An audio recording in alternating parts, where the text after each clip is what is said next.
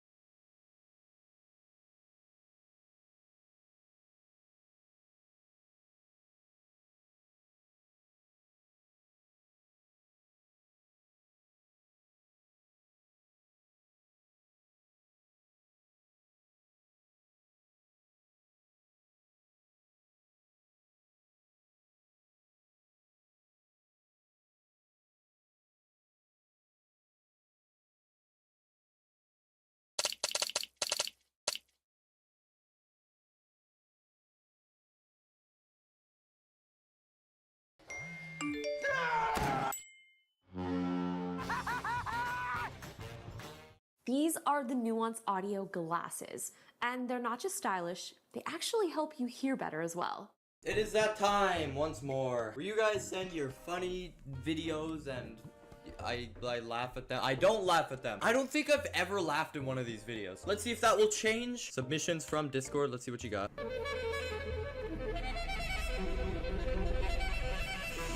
All right, off to a great start, aren't we?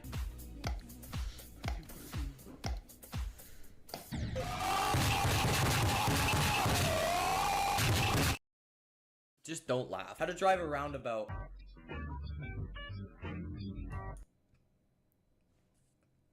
It's not funny. Yo, wait, hold on. Is that the full speed portal?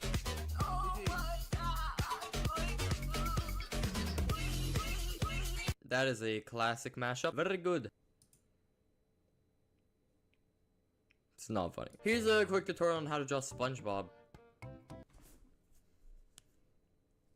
Look at the length of this video. The entire video. It's just this for 7 hours. When does he leave? I'll be back, alright? He just leaves. Okay, I gotta check how many views this video has. Alex Smith. Okay, you know, no, I'm done. Like, if you think everyone should... Okay. Hey, it's Diana, and in this video, we are making a strawberry milkshake. Why am I smiling? Why am I smiling? First thing you do is add your milk to a blender. Then you're gonna add frozen strawberries. Mine are pretty small, so I'm using 10, but if you have regular sized strawberries, just use 5. Then add your vanilla ice cream. I almost love vanilla ice cream. Add a little bit of vanilla extract and blend everything together until it's smooth.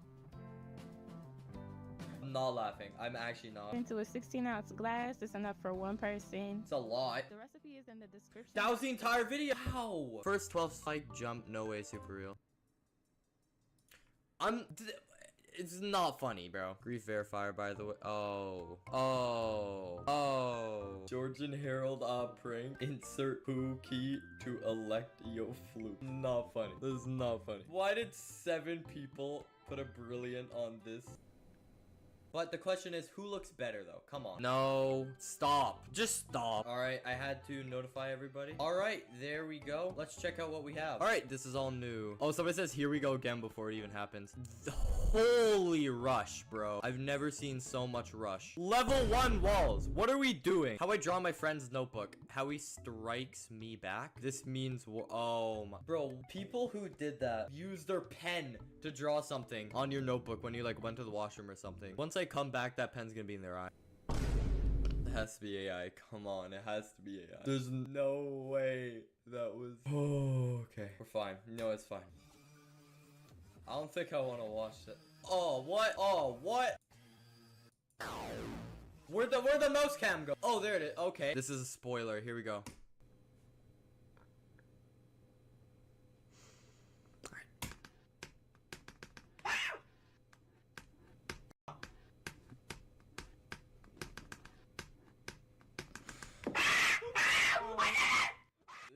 Ew, why is that like 8 toes? Oh, what the? Post from TCD. Oh, I don't even want to look at it. Dude, all posts from TCD are just fever dreams. Yeah, I kind of saw that coming. What other posts do we have from TCD? Okay. What does this mean? No, I don't even want to try and understand. Date this girl if she was real and confessed her feelings to you. Does she know how to make a I'm not laughing at that. Jolly streamer hands out jolly presents to his fans. Merry Christmas. Take these jolly presents, Geometry Dasher. Ho ho. For time now, I think I'll pass on pain. Burps loudly and explode. I'm fine. What is that? Stop. Just stop. Stop. Started from the bottom, now we way up. And I got that you keep a third. That's your background. What are you doing?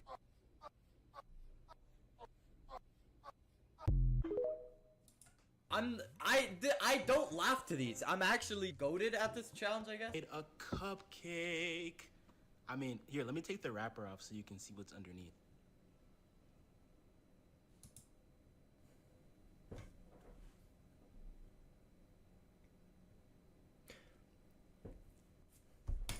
Ew, are those feet? Oh, that... You know what? Cover those up, all right? Next time I'll suck them. No, I'm not. Ant Gamer, what is this? Is that Geometry Dash? It's such a bad idea.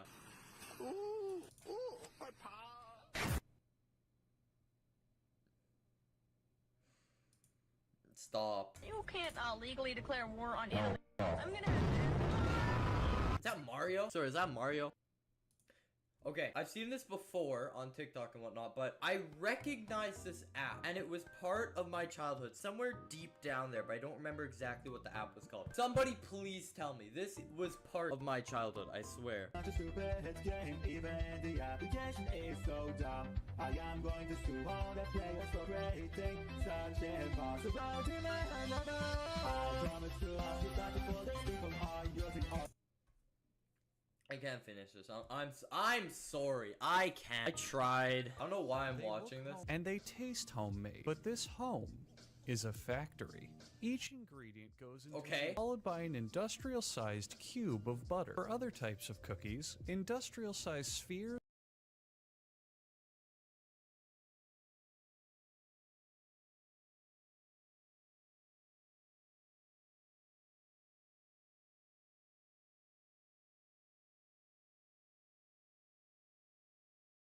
Need better internet than 5G? Your search is over. Get Cox Internet for just $45. Skyblocks are perhaps one of the greatest challenges you can take on in vanilla Terraria. From the in-depth knowledge required to make any kind of meaningful progress, to the massively restricted options you'll have to use against bosses. Playing this niche game mode will test all of your limits. With that being said, it seems I haven't learned my lesson from the last Skyblock I did, as I'm back to grind my way through an arguably even more difficult map, where something as simple as a workbench will take multiple hours and many steps to obtain. If that doesn't sound hard enough, I've also decided to take on this map in Legendary mode, a decision that even I don't fully understand. So let's get started. The first thing you'll notice upon spawning into the world is that there isn't much, but surprisingly, this small island holds everything we'll need to beat the game. There's no trickery with Medium Core, which I'm very thankful for, as I can't think of anything worse than a Legendary mode Skyblock in Medium Core. Instead, we'll need to use the few blocks we have on the starter island to progress.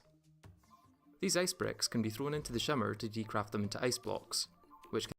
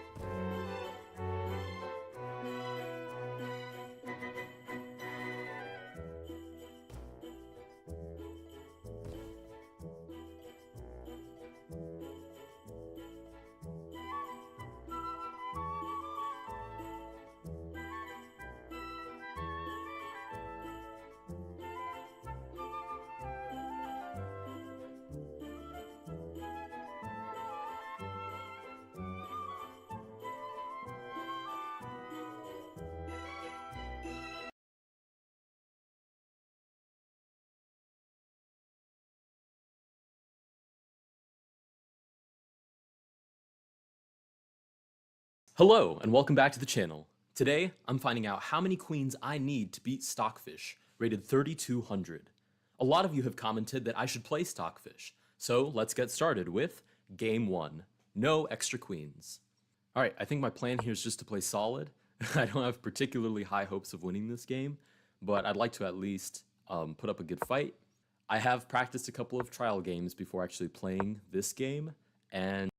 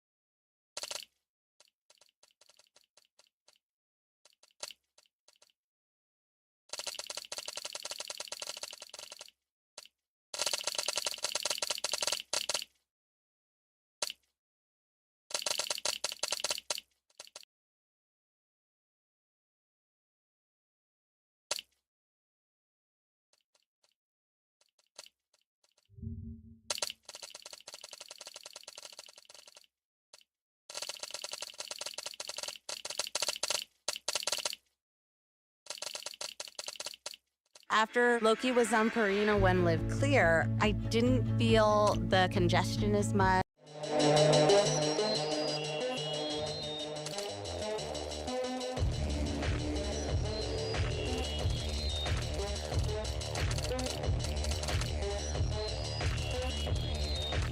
After Loki was on Purina when Live Clear, I didn't feel the congestion as much.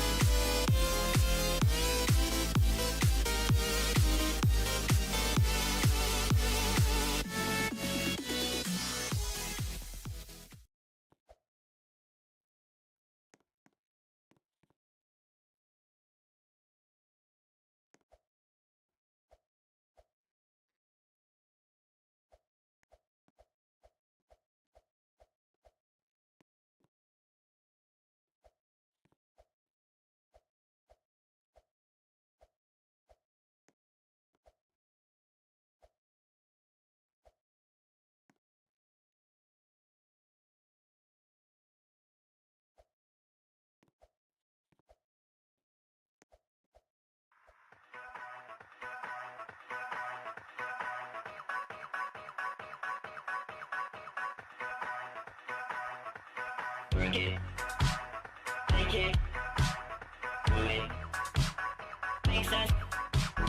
Golden hour. Never. Work it. Never. Over.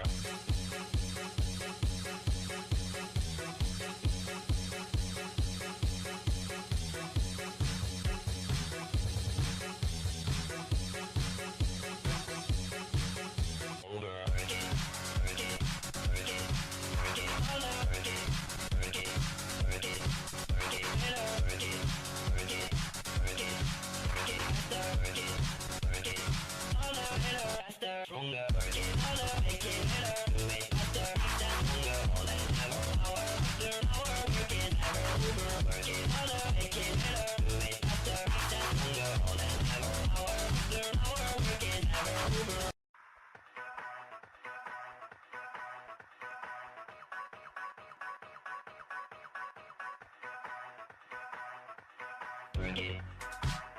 Make it. Do it. Make sense.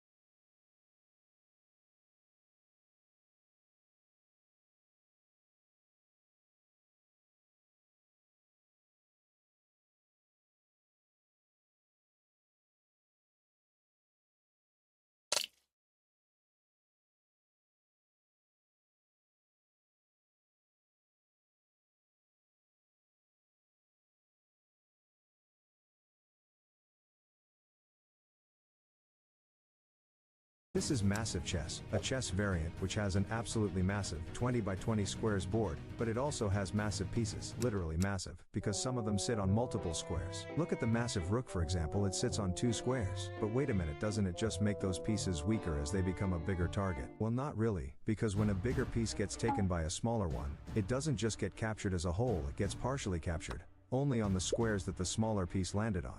Okay, but the rook isn't the only massive piece I added to Massive Chess. There's also the bishop, the queen, the king, and also some pieces that are not there in normal chess, like a car, which moves in this weird pattern. Then there's a bear, moving infinitely like a knight. And besides those, there are many more massive pieces there. Click here to see them. This is Massive Chess, a chess variant which has an absolutely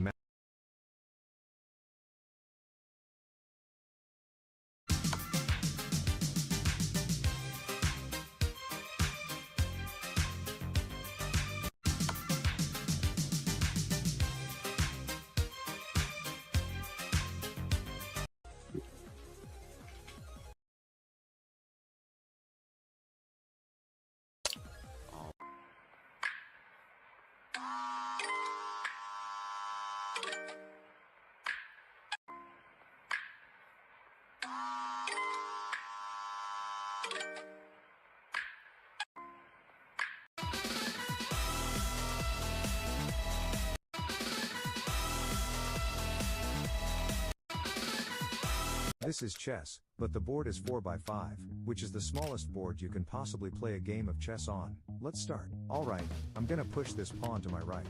Okay, and we're not going to recapture. Instead, we'll push this other pawn. You know what, whatever, pawn take black's pawn. Okay, now recapture. I'll push up. Yes, good idea my pawn. Pawn push, so that if they capture, we'll recapture, and we'll dominate the center. Okie dokie. Unluckily we have to take here I think. Let's go, our plan worked. Check. Bro, they just gave up a pawn. Let me swallow it. Bruh. Okay, rook, you wanna trade. You know what, sure, why not? Okie dokie. I'm gonna retake. Frick, we literally don't have any good moves available. And this one is the least bad, so I guess we're doing that one. Let's trade, fellow rook. I'll sacrifice myself. Let's go. Black fell for it. It's a stalemate. This is chess, but the board is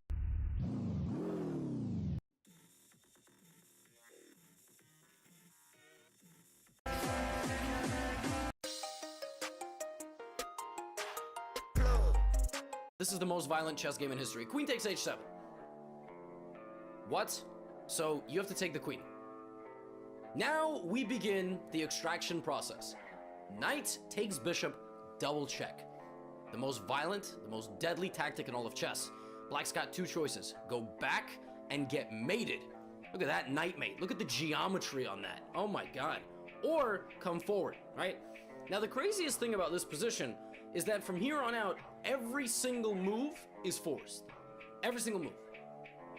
If you want to, you can pause and try to calculate it out in your head. I'll let you do that. But white plays knight g4, and every single square is occupied except this one, bringing the king close.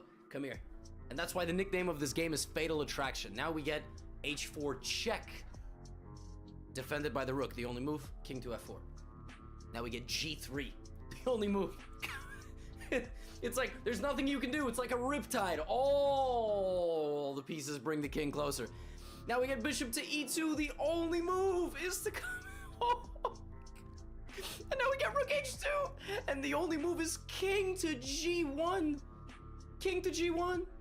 And in this position, well, the coolest move in this position, in my opinion, would have been long castle's mate. But Edward Lasker played king to d2, delivering a checkmate to this king, which just got taken from there to there. I bought this light to let my When you go to Stereo Madness and open it in the editor, you will see these 2 objects at the start of the level, but they are nowhere to be seen in all the objects listed in the editor. And it's not the same as the current color trigger. You see, these are called triggers and are invisible when you play the level, and they serve the purpose to change certain attributes in real time when playing. For example, this one is a single trigger responsible for changing the background color, and this one is a completely different object that will change the ground color. However, in later updates, these triggers were merged together, and now you can use this and choose the color of what you want to change. When you go to Stereo Madness and open it in the editor, you will see these 2 objects at the start of the level, but they are no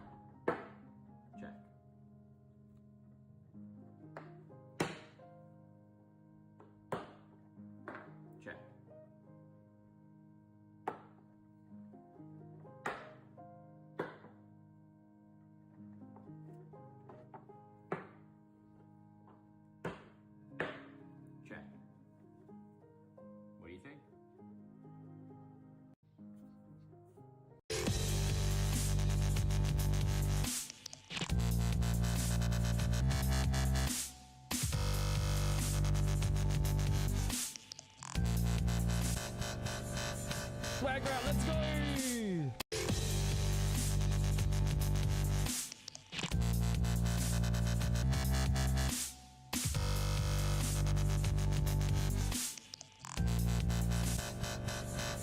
Swag round, let's go!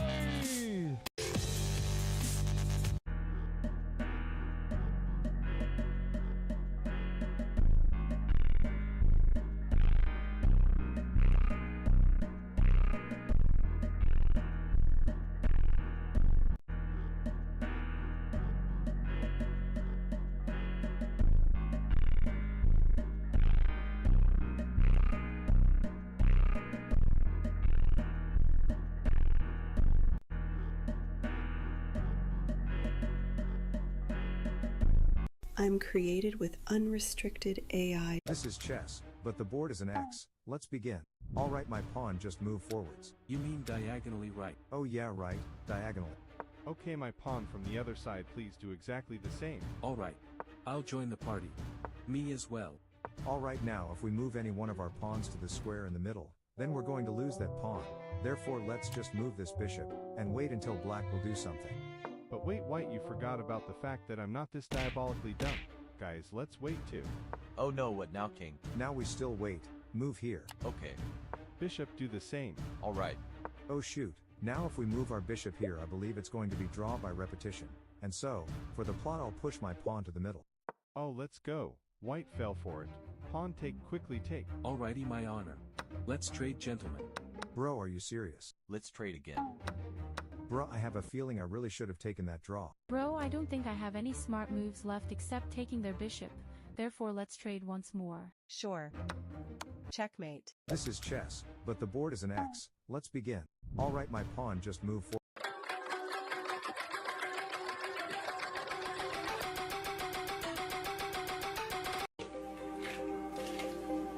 Whoa, whoa.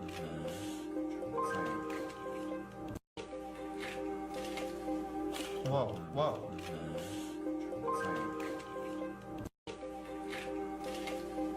Whoa, whoa.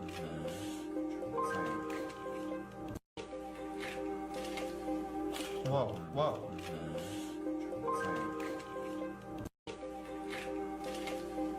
Whoa, whoa.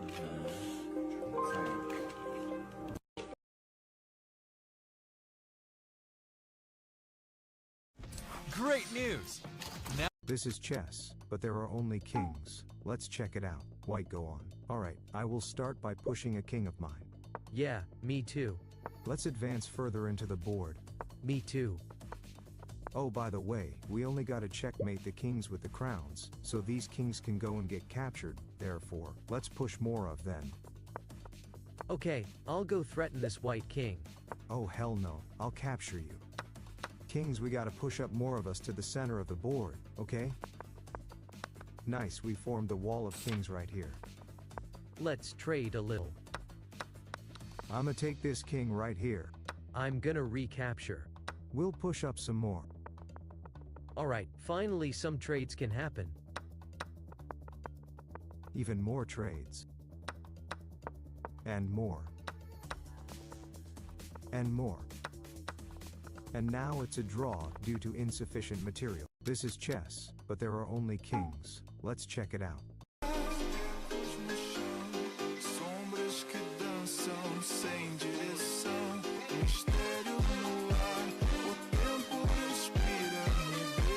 This is chess, but there are only kings. Let's check it out. White.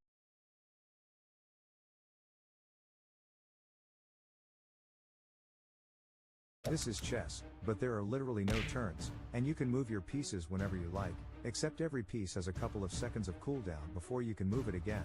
Let's check it out. Alright, I'm going to start by pushing these two of my pawns to the center. And I will push my pawns on the edges one square. Oh well, that's a weird strategy, Black, but okay. Horses go into action. Bishop as well. Alright, let me push some pawns to the center, and also develop some of my pieces. You know what, this game looks unsafe. Let me castle. Pieces all of you develop yourself. Alright, my king. My pawns take those pawns here in the center. Okay, my honor. That's chess, but the board has hexagons instead of squares and it's in the shape of a star.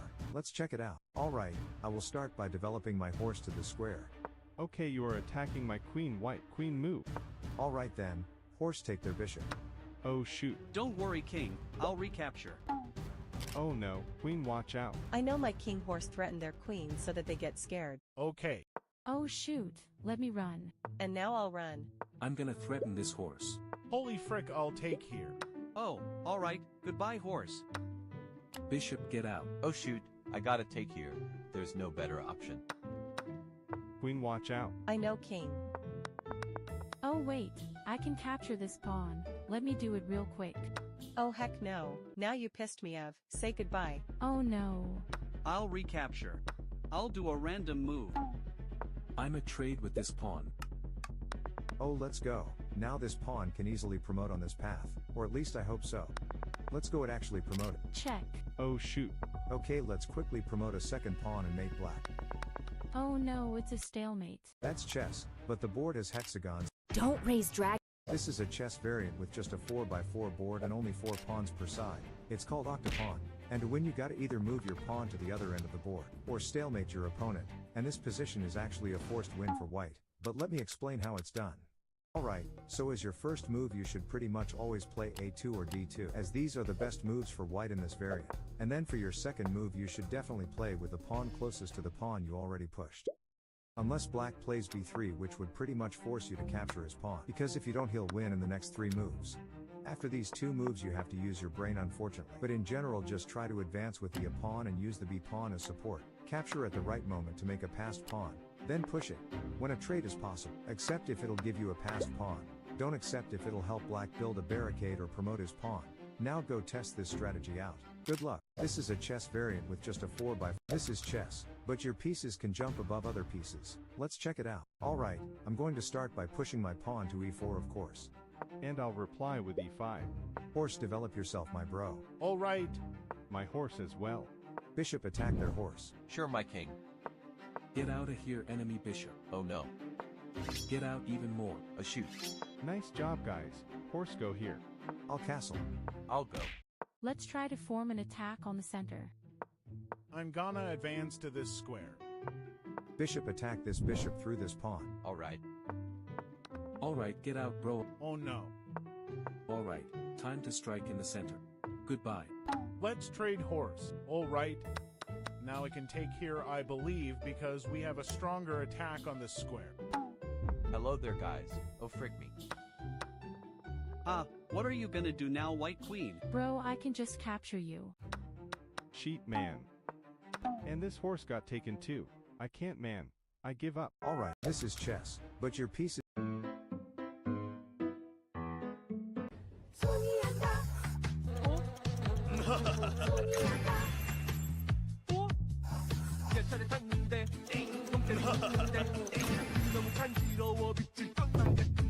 This is chess, but you can swap your pieces in place. Let's begin. Alright, let me develop my bishop by swapping it with this pawn. I'm just going to play e5 here. Okay, queen, develop yourself too. D pawn push 2. We'll just swap. Bro, that was useless as hell. I'll go out there too. Fellow horse, let's trade. No, get out of here. Oh shoot. Oh, free pawn. Get out? Oh hell no. Horse, go deal with that. Check. Bishop, let's swap. Oh no. Alright, bishop, swap with this horse to pin their queen to their rook. Oh shoot. Horse, I guess we're swapping. White queen, I'm attacking you. I know. I'm a trade then. Nice, we won a bishop from this encounter. Bro, black, learn how to play man. Bishop capture. Check. Nice job, rook. You pinned these bishops together. Shoot, how do we get out of this? I think we gotta use danger levels. Here, attack this rook. Okay. I'll just attack you again, bro. Oh no, don't worry, bro. I'll fork them. But guys, I can capture with a check. Oh shoot. And then take the second bishop. Bro, I can't believe it. We just lost all our advantage. Happens to the best of us, my king. Shoot, it's a draw. We could have won this, I swear. This is chess, but you can delete a square on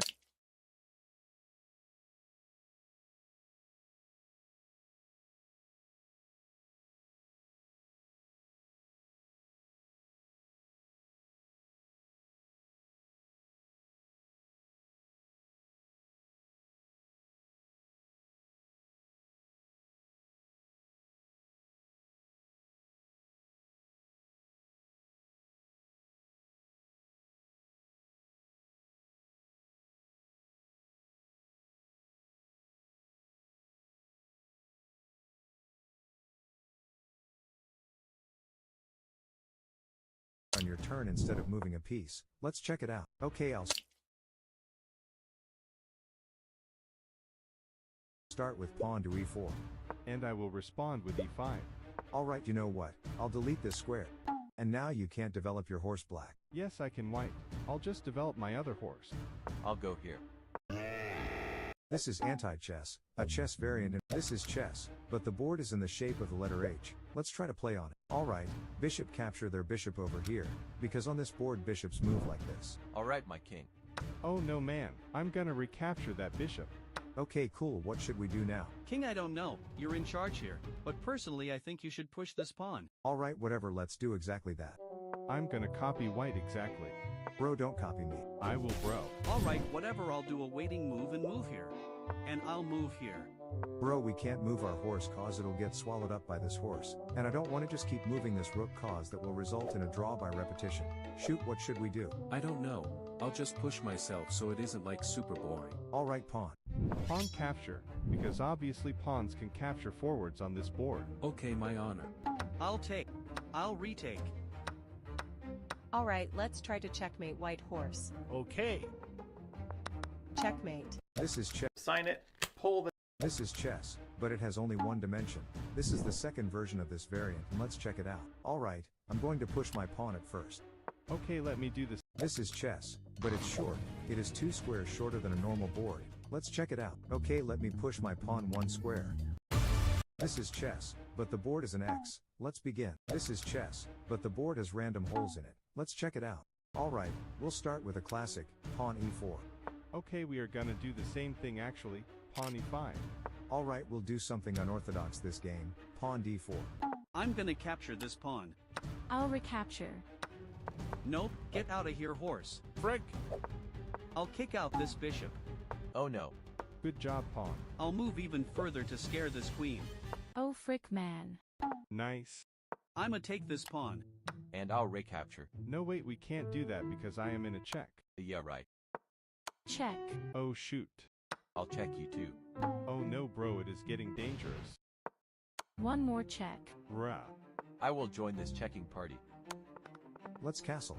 Bishop attack white's queen. Sure, my king. Goodbye, bishop. Let me retake. Me too. Me too. Check. Let's trade fellow rook. Alright. Horse try to fork their king and rook. That's our only chance to win this game. I did it, king. Let's go. Bro, you know what? We ain't winning this game anyways as our pawns can't even promote. Let's end this in a draw block. Alright. This is chess, but the board is just 2 lines crossed. Let's begin. Alright, let me start by pushing this pawn 1. That's chess, but the board is only 3 squares tall. Let's check it out. Okay, I think the first move is kinda obvious. Pawn promote yourself. Alright, my honor. Oh hell no. I can't allow that stuff to happen on my watch. Let me capture this newly promoted queen. I'll recapture this rook. Okay, well, white tried promoting his pawn the dumb way, and so he lost his queen. And therefore we're going to do this the smart way. Horse go here to cover for our pawn. Alright. I'm gonna pin this bishop to this queen over here. Nice, now their bishop is under attack of me and our queen. Oh frick. Now if they decide to capture this bishop, I'm gonna get pinned to the king, which pretty much means I'm freaking dead, so I'm outta here. Bye-bye black bishop. Oh, and also it's a check. Oh no. Okay, pawn, I think you can finally promote. Oh, let's go. Thank you, my king. Okay, let me attack black's horse here. Alright, horse move here to trap their rook. Alright, my honor. Oh freak, I'm trapped. Yeah, no shit, you stupid tower. At least take this horse before you go. Okay. Oh no, this queen's attacking me. I'll run. Alright, my king and other queen, let's just checkmate them quickly now. Okay. Boom, done. That's chess. Ready? This is chess, but there is gravity, and the pieces immediately fall to the bottom if there is nothing below them. Let's check it out. Alright, I'll start by moving my pawn 1 squares to the side. Oh shoot, and my pawn traveled all the way to the bottom of the board. Yeah, that's what happens in this variant white. This is chess, but there are only dark squares. Let's begin. Alright, my pawn push forwards. My horse develop yourself. Wait, black, how does the horse move like that? Well, horses can jump to squares in every direction in this variant. Oh okay, thanks for clearing that up. Rook take their pawn. Alright. I'm gonna take a pawn too. Horse develop yourself. Pawn push. Pawn go off the board. Oh shoot. Don't worry, king. I can capture pawns too. Alright, great, do it then, bro. Rook, show them what you're capable of. Alright, my king. Okay, now take here. But then this bishop will take me. I know, but rooks are literally weaker in this variant. Bro, are you serious? I'll retake. Okay, you know this was kinda smart. Let me do the same. Check. Oh sheet. Check. I'll scare this rook away so that we'll be able to capture this horse. Nice job, bishop. Now let's try to checkmate them with just horse and bishop somehow. Checkmate. Yo, let's go. This is chess, but the board is rotated 90 degrees. Let's begin. Alright, my pawn, go promote yourself. Okay, my king.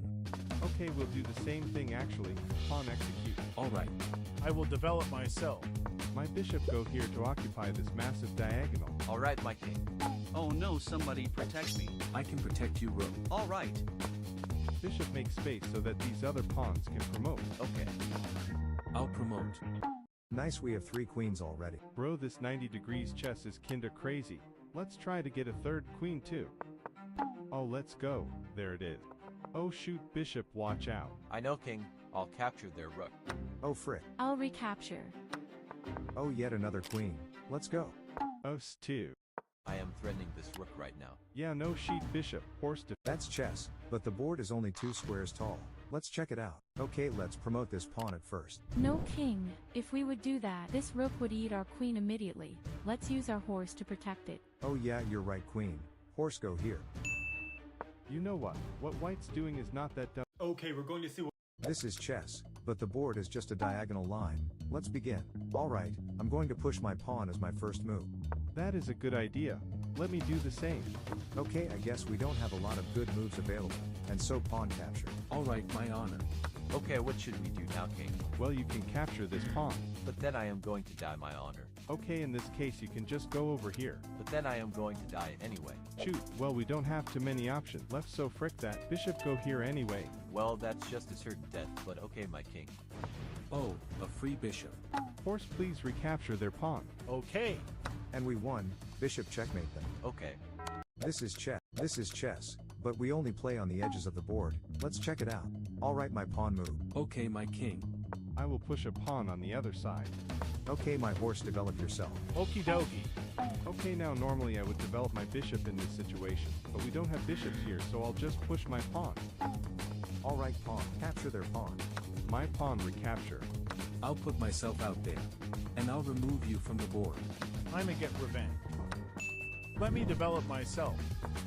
Let's trade pawn. Alrighty.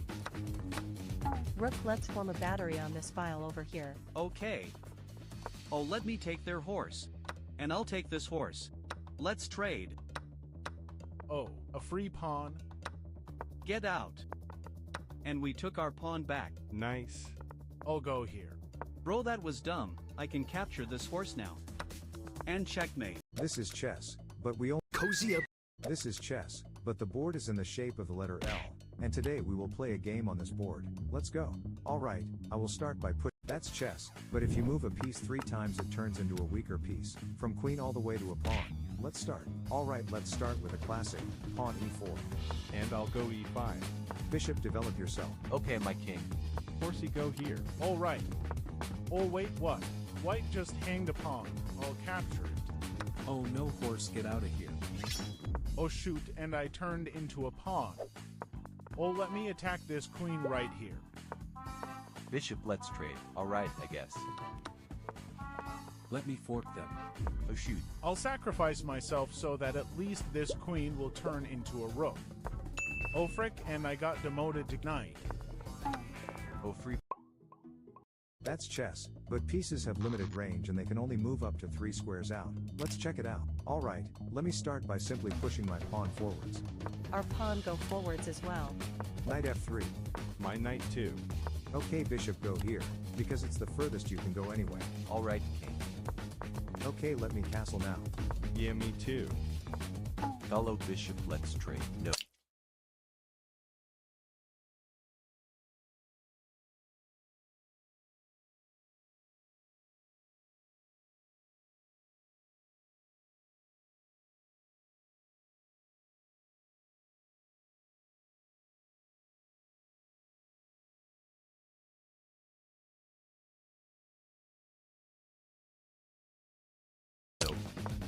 Get out of here. Oh shoot.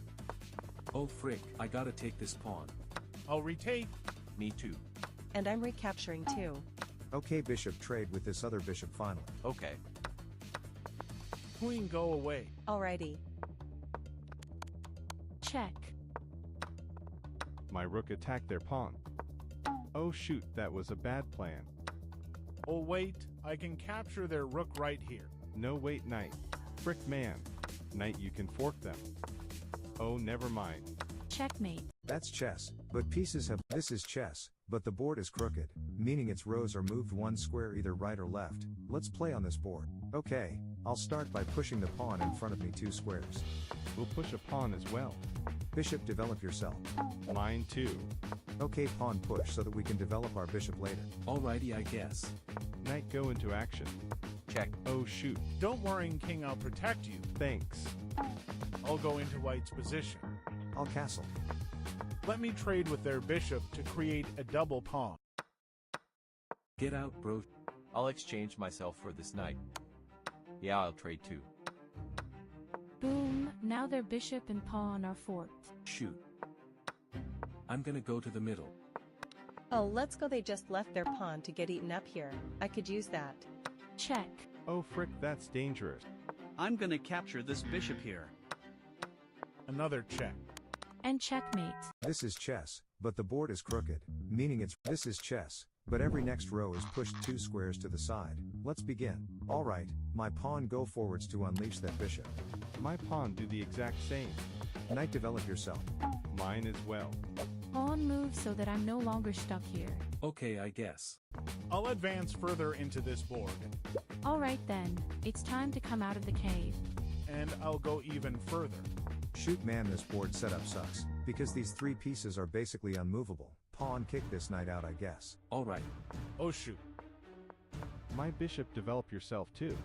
Oh hello brother. You want to trade? Sure man. Alright. Alright, let me go out there. Rook, go out there too. Yeah, my rook too. Oh frick, I'm in danger. Let's trade off, girl. Okay. I'ma take their pawn. We can trade too, I guess. Okay, black king, this game has no sense anymore. Let's say it's a draw. Alright. This is chess, but each piece can only move every 3 moves. Let's begin. Okay, I'll move my pawn 2 squares forwards. Yeah, me too. Oh, and by the way guys, these numbers next to our pieces tell us how many moves have to pass until this piece can move again. Let me develop a knight. And also a bishop. Bishop, get out of there. Nope. I can stay here for 3 more moves since you can't move until then. Shoot. Knight, let's exchange ourselves, okay. I'll take that knight. Oh frick man. I'm gonna recapture this knight then. Okay, then I'll take the bishop. Go out. No. Shoot. Oh heck no, this bishop just forked us. Don't worry brother, we'll recover from that. We have 3 moves to do so chill man. Let's go, we did it.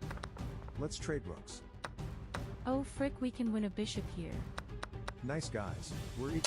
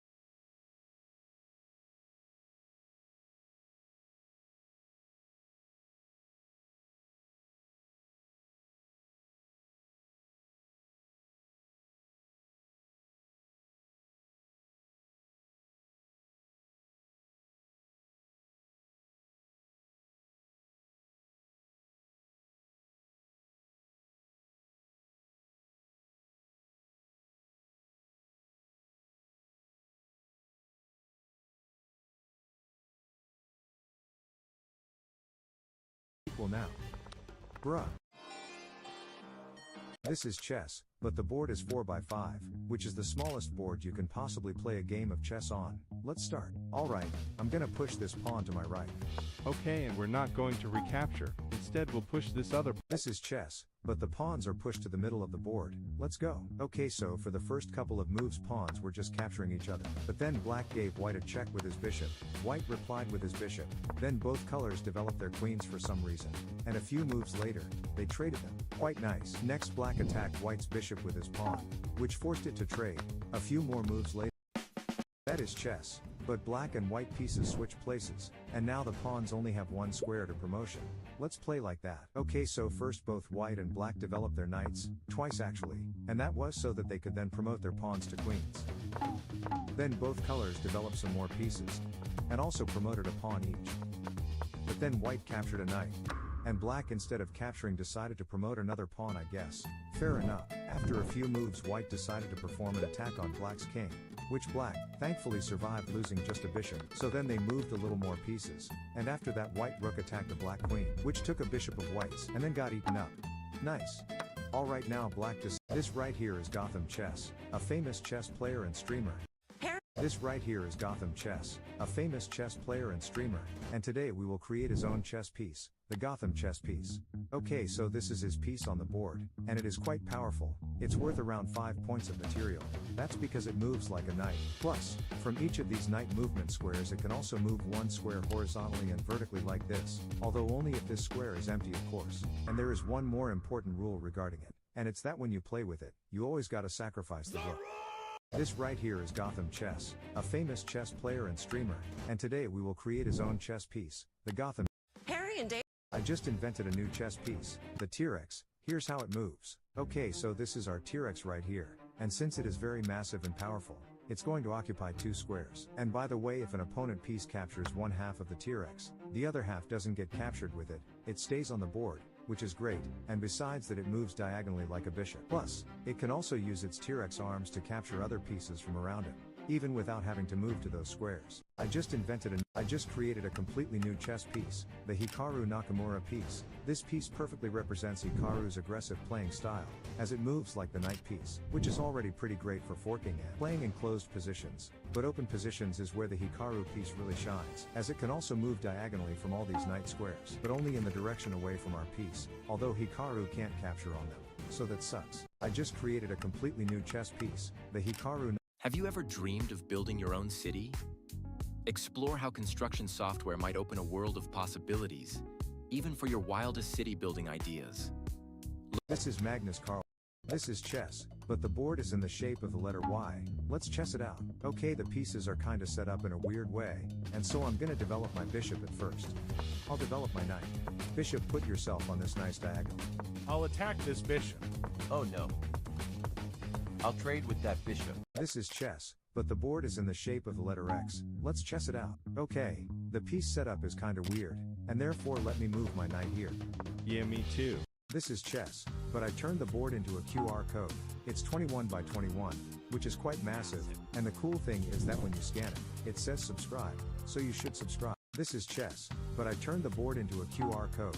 It's 21 by 21, which is quite massive, and the cool thing is that when you scan it, that's chess, but if you take a piece, then your piece promotes to a stronger piece, from pawn all the way to a queen. Let's check it out. Alright, I'll move my pawn to e4. My pawn push forwards too.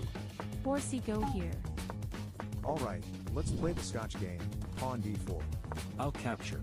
Well, let's go. I turned into a knight, but not for long, bro. Let's attack their knight. Queen, get the hell away. Oh frick king, they just took our knight. Don't worry, we can make another one. Oh no.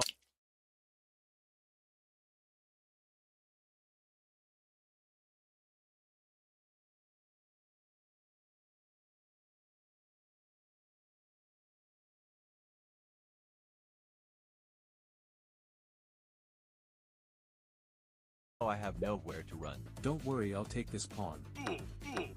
Let's go. I'm a rook now. This is chess, but pawns move diagonally instead of forwards. Let's play like that. Okay, I'm gonna develop my pawn to e4. I will do the exact same thing. Bishop, develop yourself. My bishop too. Knight, go into action. Let's try to dominate the center. Pawn go here. And I'll recapture. Okay, nice. I guess white just gave us a free pawn. Black, you're dumb. We can take your bishop now. Frick. Let's trade fellow horsey. Okay. Queens trade. Alrighty. You know what? We'll trade too. Great. Rook, take this lonely pawn right there. I'll take this bishop. Bruh, I didn't see that coming. Check. Get out, you schmuck. I'll capture their rook. I'll recapture.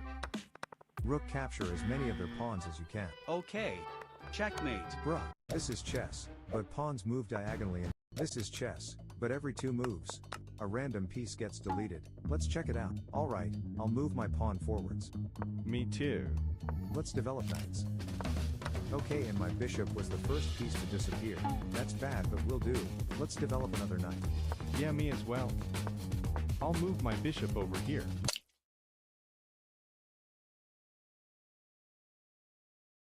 This is chess, but a roulette decides which color moves each turn. Let's check it out. Alright, let's spin the wheel. Okay, nice. It landed on our color. Let me move my pawn forward. Okay, let's spin it again. Oh, let's go. Black color was chosen. I'll do the same as white. Let's dominate the center. I'll take that horse and then run away. Bishop go off the board. I'll try to get lucky and capture their queen. Bruh. Nice, our knight just took 2 knights. Bro, I'm getting so unlucky right now. Rook pin their queen to their king. Oh no, bishop go here to unpin me. And let's go, we got chosen a second time in a row, so I can even escape. Let's go, I got lucky, and I can take their rook. Bruh, are you kidding me? Let's finish him, boys. Checkmate. This is chess. This game seems quite simple. You can easily pass the first level by just drawing a few lines. However, for the later levels, no matter how you draw, the dog will always get stung by the bees. If you don't believe me, give it a try. This is e-chess, a chess variant with an E-shaped board. Let's try it out. Alright, I'm going to start with pushing my pawn. And I'm going to develop my knight to this spot right here. Oh nice, at least black didn't copy us this one time. This is a chess variant with a 4x3 board and only 4 pawns per side. It's called octopawn. And to win you gotta either move your pawn to the other. This is chess, but before every move you have to spin the roulette wheel, and you can only move the type of piece that was given to you. Let's check it out. Alright, This is chess, but if you move a piece 3 times it promotes to a stronger piece, from pawn all the way to a queen. Let's check it out. Alright, I'll start with a classic, pawn e4. I'll copy you white. Oh, and by the way guys, these numbers next to our pieces tell us how many moves we gotta do for that piece to promote. I'll move my knight. Me too. Check. Nope. I'll promote to a rook. Oh shoot. Horsey promote to a bishop. Frick, we gotta get some of our pieces promoted too. Pawn, let's go. I'll transform too. Get out, bishop. Pawn, recapture. No, you can't, cause I'm checking you. Shit. Rook bye-bye. You're forked, guys. Bruh. Let's trade. And we've got a queen. Let's go. Let's finish black now. I have no chances, I give up. This is chess, but if you move a piece 3 times it promotes. What's your GPA? What's your GPA? 2.5. What did you used to study? I didn't. Oh. This is thin chess. What's your GPA? What's your GPA? 2.5. What did you used to study? I didn't. Oh. What's your GPA? What's your GPA? I got a 3.9. Ooh, what did you used to study? My notes and solve. Solvely. This is thin chess, a chess variant with only 1 column. This column is a little longer, and it has some more pieces on there. Alright, let's play on this board. Alright, I'll first move my knight forwards. Oh, and by the way, the knights move like this in this variant, because they literally can't move to the sides. Okay, I think I kinda have to move my knight as well. This is chess, but the board is in the shape of the letter Z. Let's try to play on it. Alright, because the pieces are set up in this weird way, I'm going to develop my bishop right here. I'll put my bishop on the other end of the board here because This is a chess variant with just a 3x3 board and only 3 pawns per side. It's called hexapawn. And to win, you gotta either move your pawn to the other end of the board, or stalemate your opponent. And this position is actually a win in 3 for black. But let me explain. Alright, so in case white moves a pawn on the side, you simply capture that pawn. And if white pushes any of these pawns, you push and win. And if white recaptures, you push here, and white can't move, so you win. Okay, but if white pushes his middle pawn, then it's just slightly more complicated. You capture white's pawn, then white must recapture, or else you'll simply push this pawn and he'll lose. But in case white can think and he recaptured, you push your pawn on the other side, and boom. This is chess, but every 2 moves the board gets longer. Let's play. White go on. Alright, I'll go for e4. I'ma go e5. Let's develop our knights. Oh frickin' the board actually got longer. That's cool. Check. Knight, protect me. Okay, I guess. I'll trade with this knight then. Oh, a free pawn. Shoot. Oh frick guys, look at how long the board has gotten. Yeah, it's pretty long, but let's keep playing and see how much longer gets. Rook, let's trade. Okay. I will go behind their position. Check. Another check. Let's check the white king a couple times. Maybe he'll get tired. Oh yes, I can take their knight as the pawn defending it is pinned. Trade with me, black queen. Okay. Okay, you know what, frick that, I give up. This is chess. That is chess, but every piece can promote. Let's play a game like that. Alright, let's push our pawns to the center black. Okay. Let's develop our knights black. Sure. Bro, are we collaborating or fighting here? Let's attack their knight. Check. Knight cover me. Let's try to break through the center. Oh shoot. Let me develop myself. I'll trade with this knight as well. Queens trade. We can win a pawn in the center. This was a trap black rook capture, and after that, that's triple move chess. A chess variant in which you can move 3 times a turn. Let's go. Okay, I'll use my 3 moves to occupy the center with my 2 pawns and this knight. Alright, I kinda wanna capture this knight with my pawn, but I have to protect myself from checkmate by pushing this pawn. Oh, that's perfect. Knights sneak into black's position and capture his wife. Frick man, bishop get their rook. Oh, I can take your rook to black. Pawn push, so that this bishop can take white's wife this time. Oh hell nah. My bishop perform a triple capture. King, take this knight. I know, bro. Let's try and promote a pawn. Oh shoot, this pawn broke through and took our knight. And also it's protected from all directions, so I can't take it. Let's go. That's it, white. Checkmate. That's triple move chess. Bring back Harry Potter soap. That's chess, but the board is twice as wide. Let's begin. White, you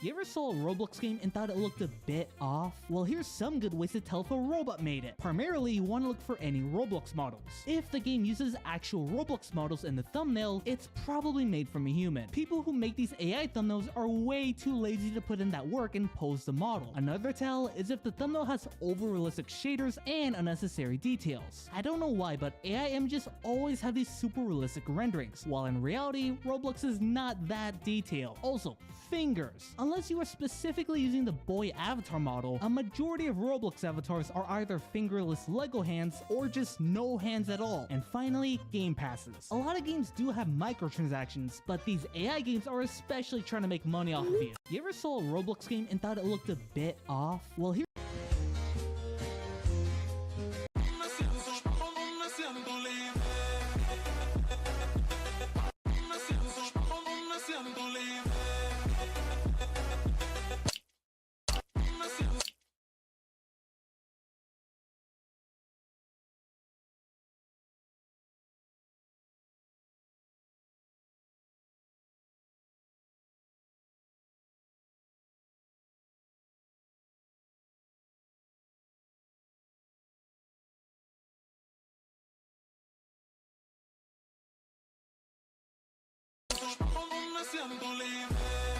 You start by clicking on the Create button, then you go to the event level, and from there, you wait for a couple of minutes without doing anything. You see, every 10 seconds, the Geometry Dash server tells the client to check for the new event level. This is then seen as spam to the servers and causes you to make fixed interval requests, which gets you flagged as a bot. No.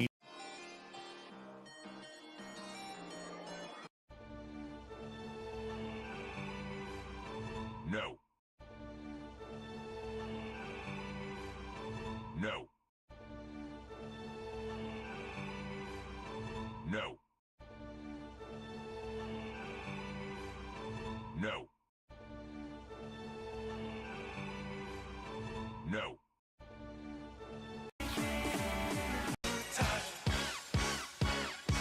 It's fun to stay at the Giant.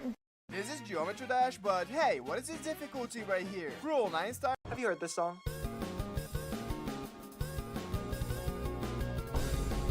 So if you don't know already, this comes from a game called Deltarune, and inside of Deltarune, there's a song called The Third Sanctuary. The cool part about it is that Third Sanctuary messes up with something called a time signature. For anyone who's not a musician, a time signature is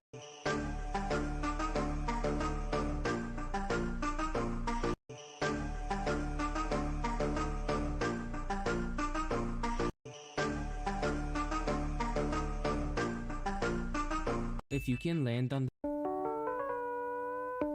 this gaming. I don't mean to alarm anyone, but I just found out that Minecraft has been hit with the Mandela effect. Because there's something very specific about the game that I remember that never existed. You see, originally, this video is going to be about every single way in the Minecraft history that you could break bedrock in survival. In case you don't know, by building this machine and by flicking this lever, going underneath this trapdoor, and spam clicking a piston here, this happens.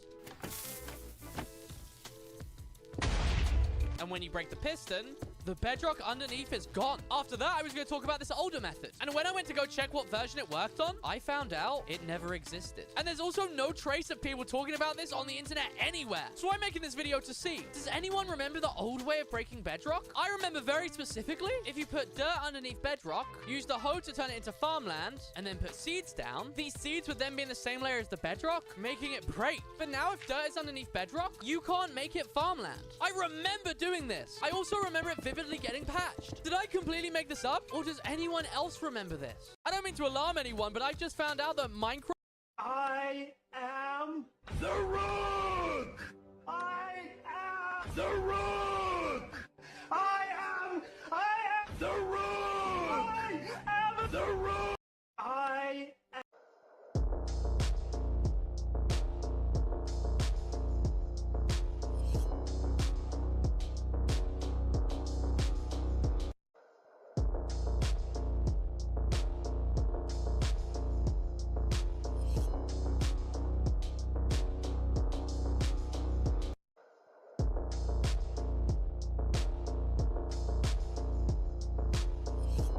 if you can land on the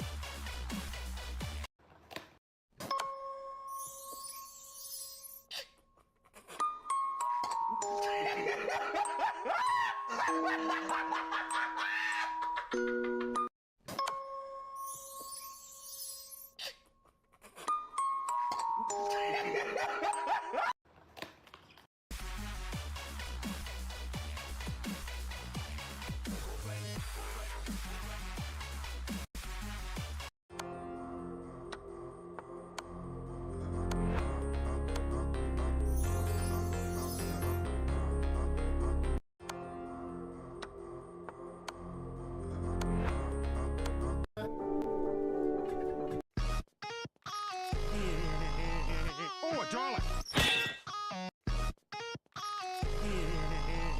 Oh, a dollar. Wow.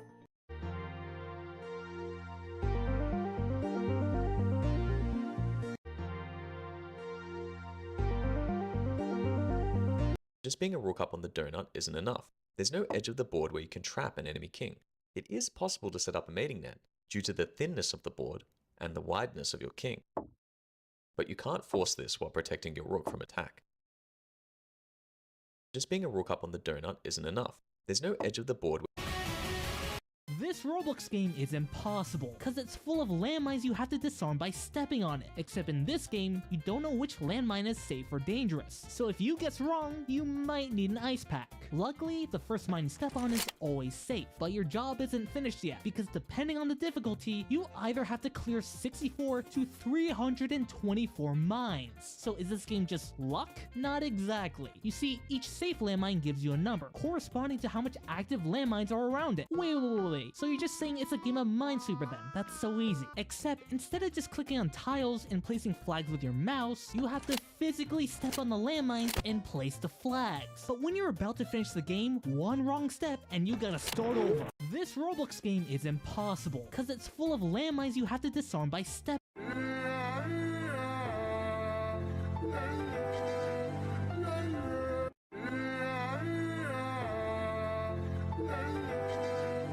Will a Redstone YouTuber fall for the dumbest viral trap? This trap was made by Javits and got 30 million views, but it's never gonna work, especially on a Redstone Pro. Not only are we using a trap chest in the middle of a desert that you can easily tell apart by the red circle around it, not only is there clearly something weird below it, but even if you want to fall for it, it's too small! Why would you make it 2x2? There are so many ways to survive it. There's no way it'll actually work on a real Redstone YouTuber. So I told Purplers to find a diamond in this area. 3, Wait, 2, what? Wait. 1, like the diamond go! is in like... Until he finally saw the chest. Technically, he can't see that it's trapped chest because of the angle, but he should still recognize a weird block below the chest, suspicious sand right below him, or at the very least, don't get too close. No! Bound to gain at least.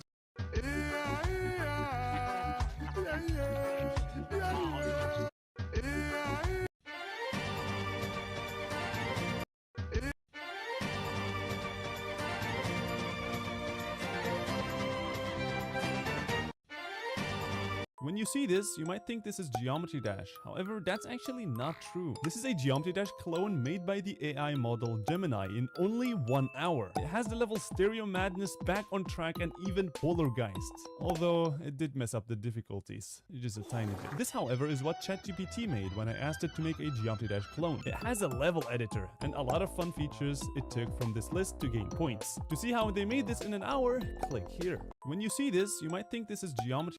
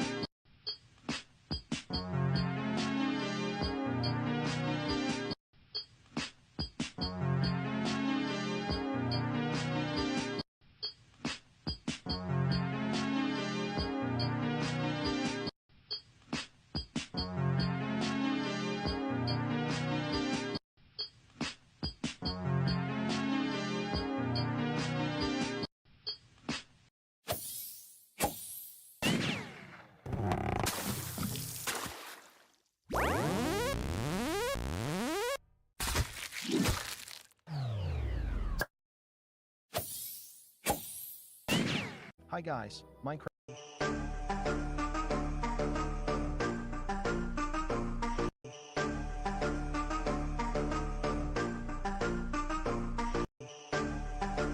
This guy won a game and immediately got paired against the final boss. Because when Levi Rosman was playing an online tournament, he turned on focus mode, hiding his opponent's name. Meanwhile, his opponent Magnus Carlsen opened with E6 and then E5, a disrespectful flex only Magnus can pull off. Levi started noticing the fast playing speed with perfect precision and slowly realized this wasn't a normal player. I think my opponent is playing extremely fast in terms of just like pace of game, like trying to like cook me. I feel like I'm playing somebody good.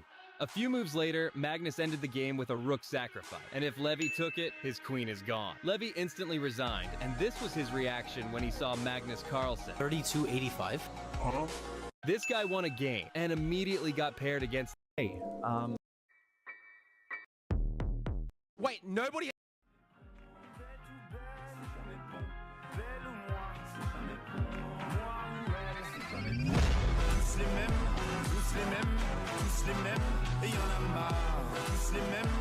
As you might know, I am the best at creating ideas for Roblox, because I said so. And since Roblox is trying to make their platform more safe, I thought I could share some of my expert ideas. First, Roblox avatars have gotten way too out of hand, so instead, I think every Roblox player should be forced to only use the same avatar. Second, what's with this connection feature and connect? We have the same material as black, but this endgame is...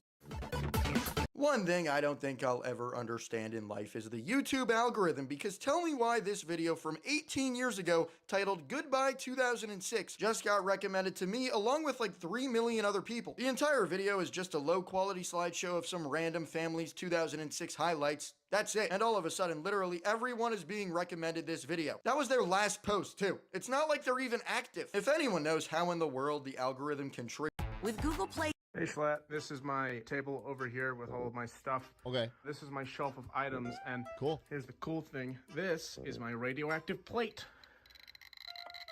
You can't have that. You can't. Why do we have things that are keeping us in our room? Hey Schlatt. I am the Rook! I am the Rook! I am the Rook! The Rook!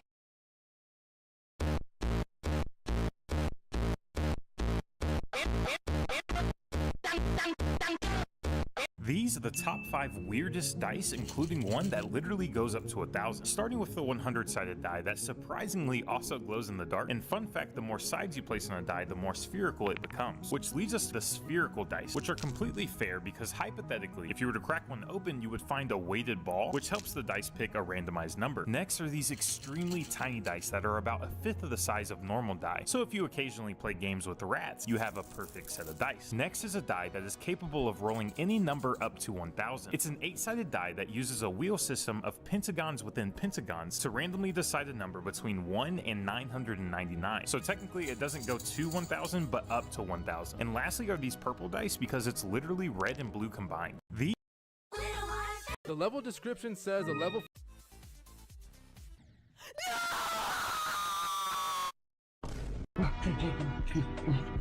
What color is... You might think a Knight Rider is worth 3 points, since it moves in an L shape like a knight. However, this ignores that the Knight Rider's L-shaped movement repeats for any distance. On a 4x4 board, this makes no difference, since the board is too small for the pattern to emerge. But on a regular board, the Knight Rider has an upper hand, with more scope than the Knight. And on an infinite board, the advantage becomes obvious. So even though you might think a Knight Rider is worth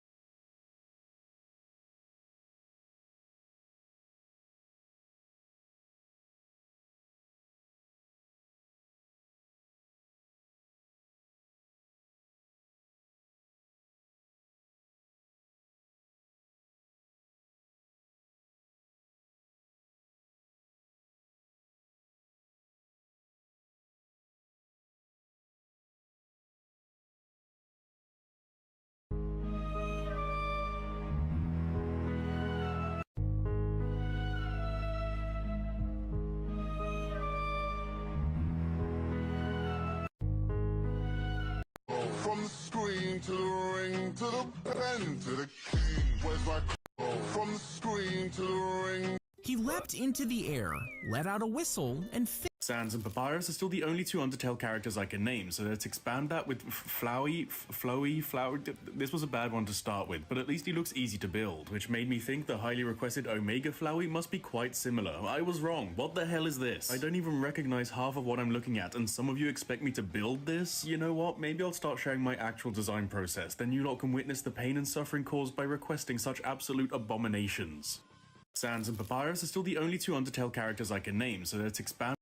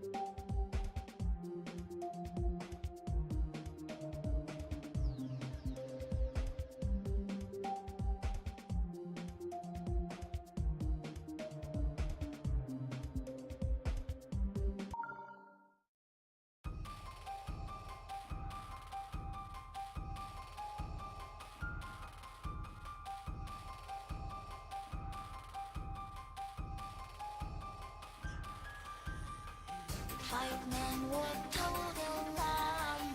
They grasped a new fortune, a chance to live their lives that could not live in you. The years awaited minds, they tore at flesh like snares, and all was left behind was the will to stay awake.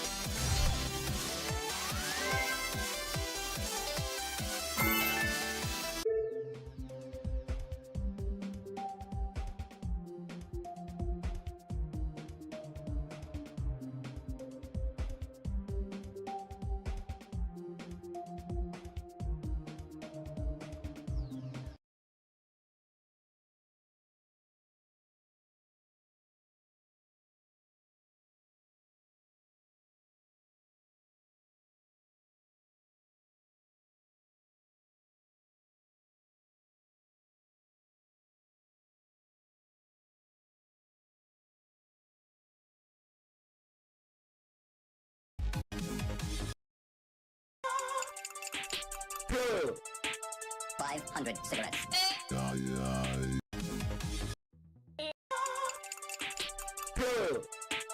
500 cigarettes.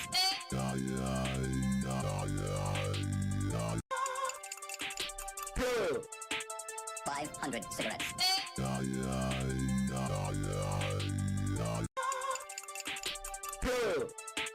500 cigarettes.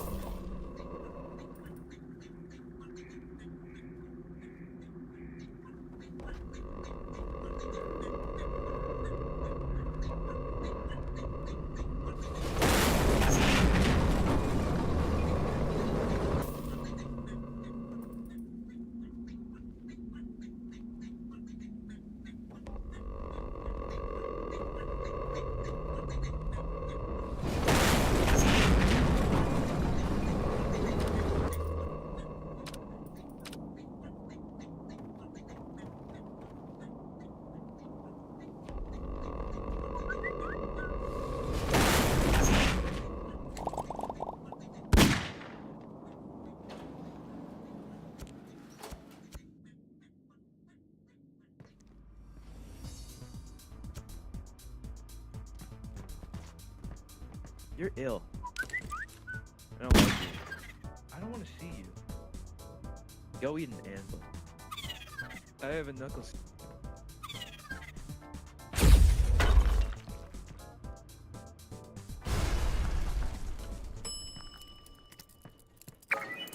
Think fast, Chuckle Nuts!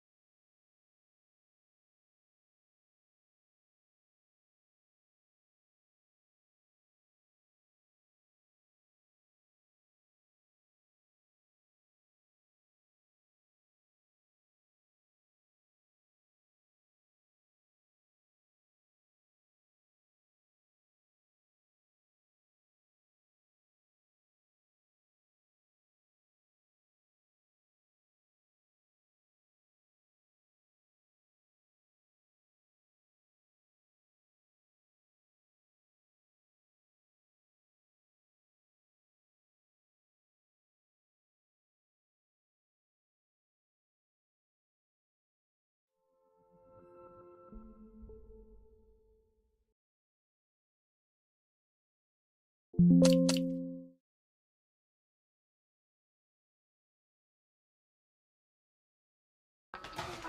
bedtime soon. This is Goofy Chess, a chess variant where all the pieces are extremely goofy and bizarre. For example, this is the Goofy Pawn, and as you can see it looks very silly, but get ready as it moves even more silly. Here's how. Okay, so this new pawn actually moves kind of like a normal pawn, except for the fact that it can capture pieces of his own color, which you might think is just a little silly but completely useless. But it actually can serve a purpose, because this pawn, which we will call the Goofy Pawn from now on, actually upgrades when it captures a certain amount of your own or your opponent's pieces. That's why taking your own teammates might be useful. Okay, but anyways, let me explain what these upgrades will look like and everything. So the Goofy Pawn will actually have 4 upgrades. It gets upgraded to the first one just after 1 capture, and this first upgrade actually turns our pawn into a torpedo pawn, which are a special type of pawns that can always move 2 squares forwards, not only on the first move, making them quite a bit stronger and way more mobile. This is what torpedo pawns will look like, and I think I've covered everything you need to know about those torpedo pawns, so let's talk about the next upgrades Goofy Pawn will receive for captures. So real quick, these next 3 upgrades just add different pieces movements to our Goofy Pawn. The second upgrade, which is available after 2 more captures, adds the bishop's movement to the Goofy Pawn. So that's how the Goofy Pawn with 3 captures to his name can move. Already pretty good, right? Well, I hope so. But if you capture 3 more pieces with this thing right here, it'll also be able to move like a knight. And 5 more captures in, we can add a rook's movement on top of all that. This escalated quick and is kind of mind-blowing, I'm not gonna lie. Alright, now after placing Goofy Pawns on the second ranks of our 12x8 board, we can go on to a different piece from the Goofy bunch, the catapult. So this right here is what our catapult looks like. Quite goofy, 5 out of 10 on the goofiness scale. Although let's take a look at how goofy it moves. So the main thing you need to know about regarding this catapult is that, as catapults usually do, it is able to shoot stones, it can shoot them infinite amount of squares vertically, and when it shoots the stone on a certain square, then that stone breaks on that square and hits the square after the one you aimed for, capturing any pieces on these 2 squares. Okay, but of course this catapult isn't just stationary like that. It can move in order to be able to aim at other places of the board, and I think making it move horizontally is a decent idea. And also we'll make it move 1 square around itself like the king in case there were any obstacles on the horizontal path. Oh, and let me make it so that it is able to capture when moving with these movements, just to make things easier. Okay, next we have a very goofy piece called the half bishop. And as you can see, it looks, well, like a bishop cut in half. And it also moves like half a bishop, although this part can be a bit more confusing, so let me explain. Alright, so as some of you may know, a good while back, actually basically a year ago, I made a different video about weird chess. And in that video you can also find a piece named the half bishop. Although in that video that bishop moves kind of dumb because it moves on only 1 diagonal, which technically is half of the bishop's movement, but this piece is completely useless in this form. This is why in this video we're going to do this better. Hear me out, I think I have a good idea here. So instead of cutting 1 entire diagonal from this movement, we're going to keep both of the diagonals. But it'll only move to every other square on these diagonals like this. Isn't that brilliant? Yeah, I think so too. Alright, great, let's go on to the short rook now. So the short rook is essentially a rook, but it's 5'11"? I'm just kidding, it's not that short, although its movement is shortened quite severely because instead of moving infinitely far, it only goes 4 squares out. So it's basically a normal rook, just more annoying to play with, especially when there's some juicer waiting just outside of your reach. Okay guys, this version of the rook might suck, but don't worry, I have another one to make up for this. Meet the alternate rook. Boom. Alright, so this one is a little stronger than the previous piece we talked about, and not only that, because it's also stronger than the normal rook, let me explain.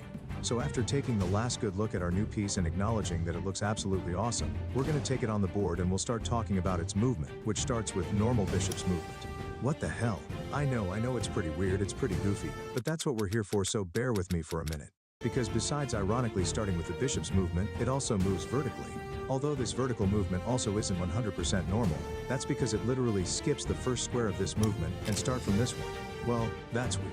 Anyways, let's keep going. Next up is actually yet another rook, and prepare yourself because it is goofy as hell. I mean, it is literally called the Goofy Rook, so I think you know what to expect.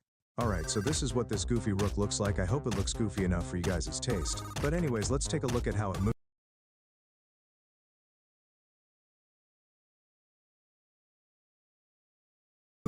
So here it is on our trusty board, and for now I'm going to mark the squares the normal rook would move to, and that's because we can get Goofy Rook's movement from this by just moving all these squares 1 square diagonally, and that's basically how this piece moves, although it can also move to this square right here on the opposite side, and that's because if this piece ended up in the corner of the board somehow, it wouldn't be able to get out of there if not for moving to this 1 square. Oh, and also for the black version of this piece, these 2 movements are swapped in place like this. Okay, that's nice. I'm gonna place all these pieces where they should be on our board, and you know what? This next piece will actually replace goofy pawns on these 4 squares. So it is kind of like a second pawn of this chess variant in a certain sense. Let's create it real quick. So this second pawn, as I called it earlier, is actually named the guard, and it is named like that because the king will be placed right on this square here, and those guards guard him as they are directly in front of him. Okay, but that's not really that important. What's important is its movement, and so let's talk about it right now. Alrighty, so the guard moves in this weird way, where it moves normally 1 square to the sides, and it can both move to those squares and capture on these squares, and additionally it moves 1 square diagonally. Although on these diagonal squares it can only capture, it can't move to them if there is no piece on them. This makes for a pretty interesting movement, although it's not the strongest movement out there, and so this piece can basically only be used in a defense.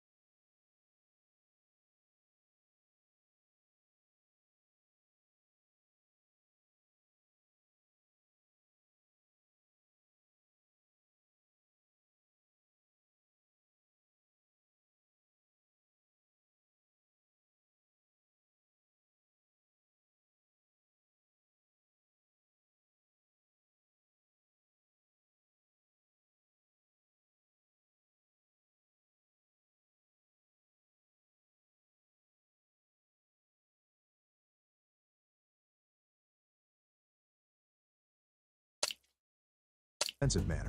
Okay, but that's enough of this weak shit. Let's go for something stronger. For example, the What the Hell Queen, which, as you might have expected, moves almost like our normal queen from normal chess. But then I came in and completely ruined it with a twist.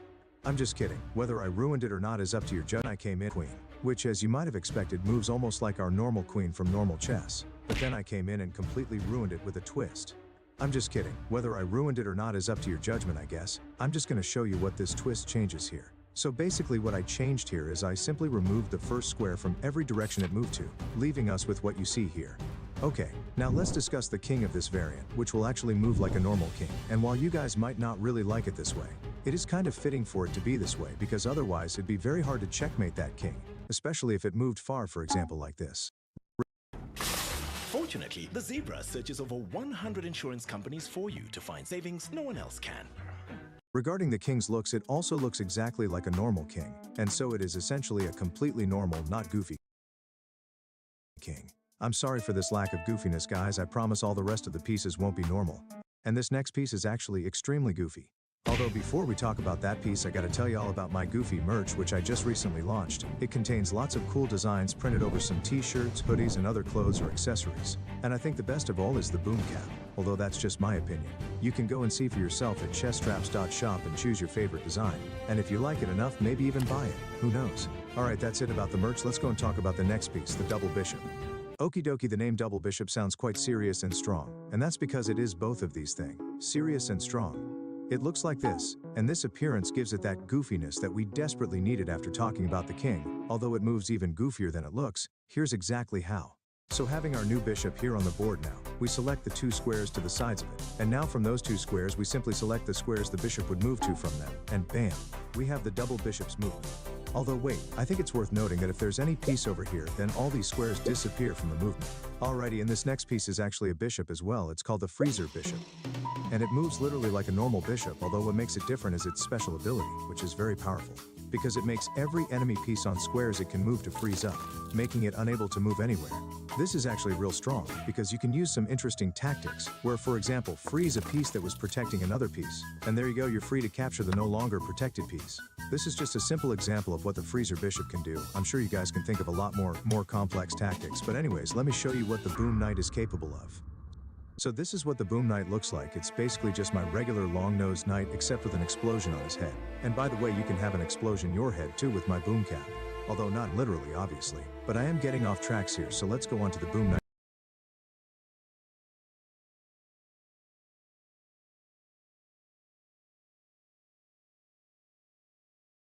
Its movement. So the Boom Knight's movement is actually the exact same as normal knight's movement.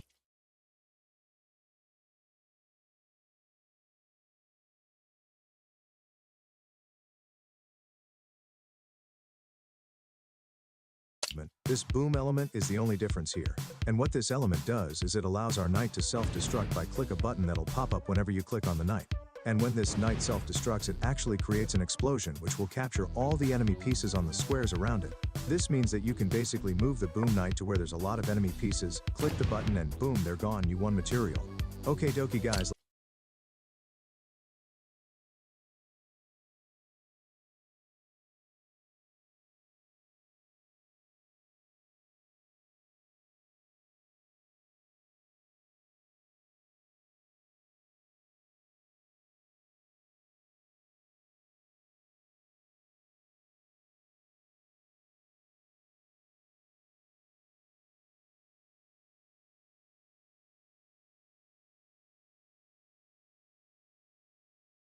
Let's go to the next piece. So this is our next piece. It's named the Half Knight, and I think you can clearly see why it's named like that. I mean, half of him was literally cut off. But now you're probably wondering, how does it move? Because it cannot move only forwards or only backwards, right? Well, yes, and that is why I made it move like this. Goofy, but at least it moves in all directions. Alright, next we have this piece right here, which is named the Crooked Bishop, and also as you can see it's crooked in this place. And that is because its movement is crooked too. This movement is quite hard to explain, but I'll try to put in the simplest words possible, so you guys can understand. Let's go. Okay, so the Crooked Bishop, just like any bishop, moves diagonally in every direction. Although it does not continuously go in just one direction, every one square it turns 90 degrees both ways. And if either of these squares gets our piece further away from the starting square, it moves to it, and so it always has to move away from the starting square. And it cannot move to a square that gets you closer to the starting square. In our case right here, both of these squares are getting our piece further away, so we can move the Crooked Bishop to them. A couple iterations down the line, though, we can only go to this square because the square on the other side gets us closer to where we started. Alright, and then we just continue doing that infinitely. And that's this piece's movement. I hope you guys understood what I said a moment ago. I know it was quite complicated, but let's put the pieces we've done so far on our board.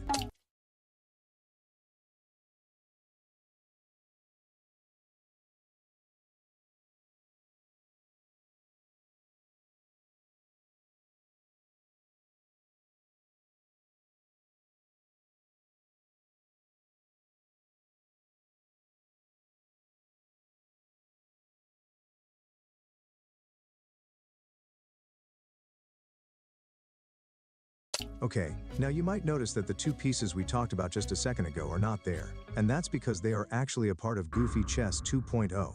Yes, that's right. I have actually thought of a second version of Goofy Chess. It contains even goofier pieces, some of them even goofier than the ones in Goofy Chess 1. There are 10 more of them. And if you want to see those additional pieces and play Goofy Chess 2.0, then this variant will be available for my Dragon level Patreons. Oh, and also Dragon level Patreons have all the pieces in this video, and in Goofy Chess 2.0 available in the position editor to create their own variants. So if that sounds like something for you, the link is in description. Now back to the video. So this right here is our next piece. As you can see, it looks quite interesting to say the least, and it moves in an even more interesting way, because it can literally teleport. Wow. Okay, but where exactly can it teleport to? Well, it can actually go to every square that has your piece on it, and when you move this piece to any square, it actually just swaps with that piece. This can be super useful in a lot of situations, especially if your piece is in danger, or if you want to attack your opponent's piece by swapping the teleporter with a piece that can reach your opponent's piece.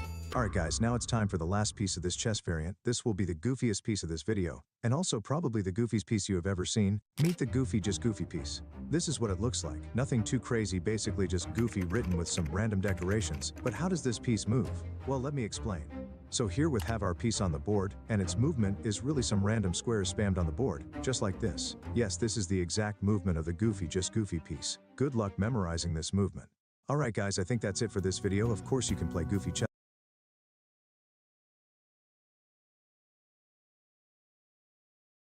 Take a bite of Maggie noodles and enter the ultimate flavor journey. If I love bold flavors? This is Cylinder Chess, a chess variant with a cylinder board. In this video we'll play a game of it. White, you go first. Alright, I'll start with e4. My pawn, e5. Okay, I'll try to go for the Rudy Lopez opening. Oh nice, we succeeded in that. Horse attack White's bishop. Shit. Bishop, you can develop yourself. Okay, thank you, King. Let me push this pawn right here. Hopefully we can make a breakthrough in the center later on. We have quite a nice dominance in the center here, and so let's push this pawn to dominate even more. I'm gonna trade with this bishop.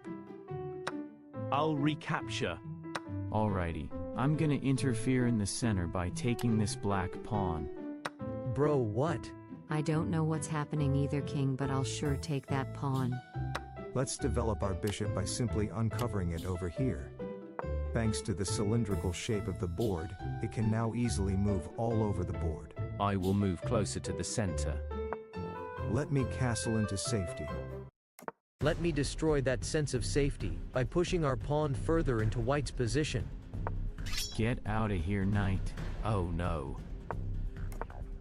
Bishop, get out. Okay. I'm gonna snipe this bishop out. He's more developed than me, so it makes sense. I'll take that bishop back. Rooks form a battery on this file. Queen, take a look at that. If you make a massive move throughout the whole board basically, you can take a free pawn. Oh nice. I'll do that then. I'll push myself. I'll capture. I'll recapture. Let's trade. Oh look, one more free pawn. I can't be worse. I'll capture a pawn as well. Black rook, trade with me now. No, yes, okay. Let me infiltrate. Check. Oh shoot. Oh, wait. I just realized something. We can take this knight, as both me and the rook attack it, and only one black piece defends it. Oh shoot. This can be our ticket to winning this game. Take it, Queen.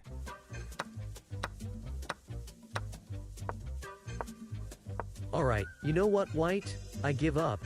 I have no way of winning this. When you're up a knight, you won. Nice. Alright guys, that's pretty much it with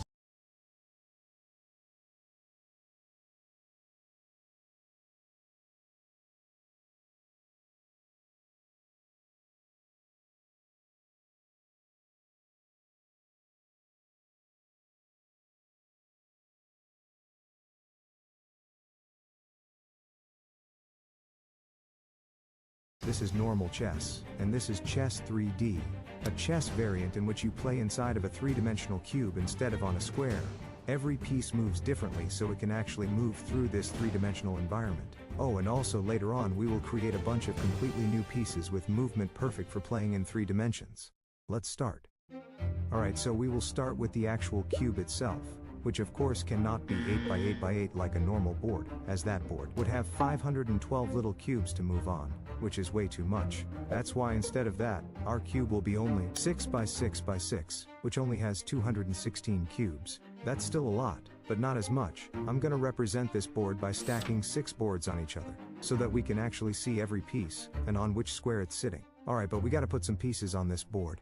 And I think we can start from the pawns, or rather, 3D pawns. Okay, but before we can place the 3D pawns on the board, we gotta know how they actually move.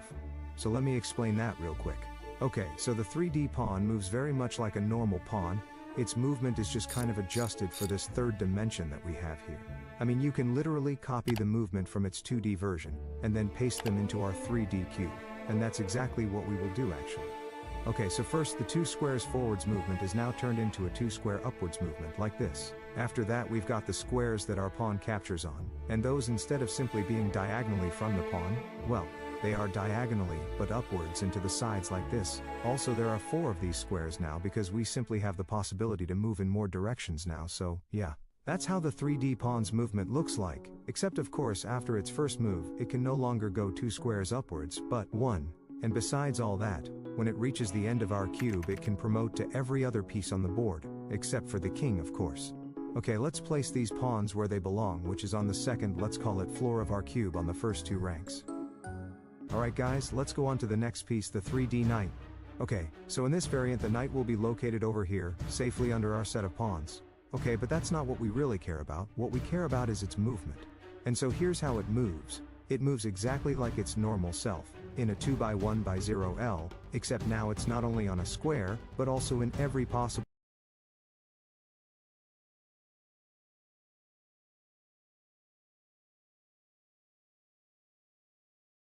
Gifts for the outdoors and the outdoorsy.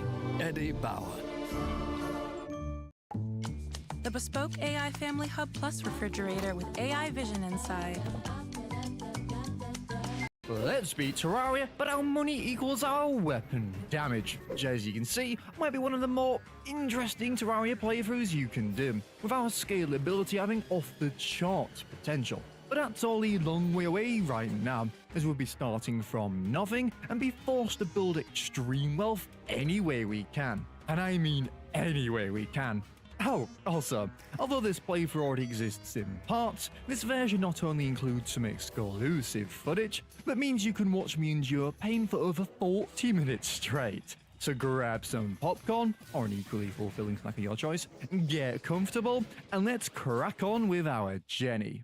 We're getting so close to 200k, guys. We can so do this. Starting off, this challenge had one of the more cruel starts as of late, with our base tools dealing absolutely brain-shattering amounts of damage.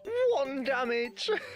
Seriously though, although it looked bad, this wasn't going to stop me, as all we needed was to get that snowball rolling. So with this first sorting out some basic housing, which we desperately needed if we wanted to sell items for damage, that's actually quite a strange sentence actually, I then also wanted to get a feel of just how much money we could make this early on, as I'm not sure how much longer I'd be prepared to endure outputting 1 damage.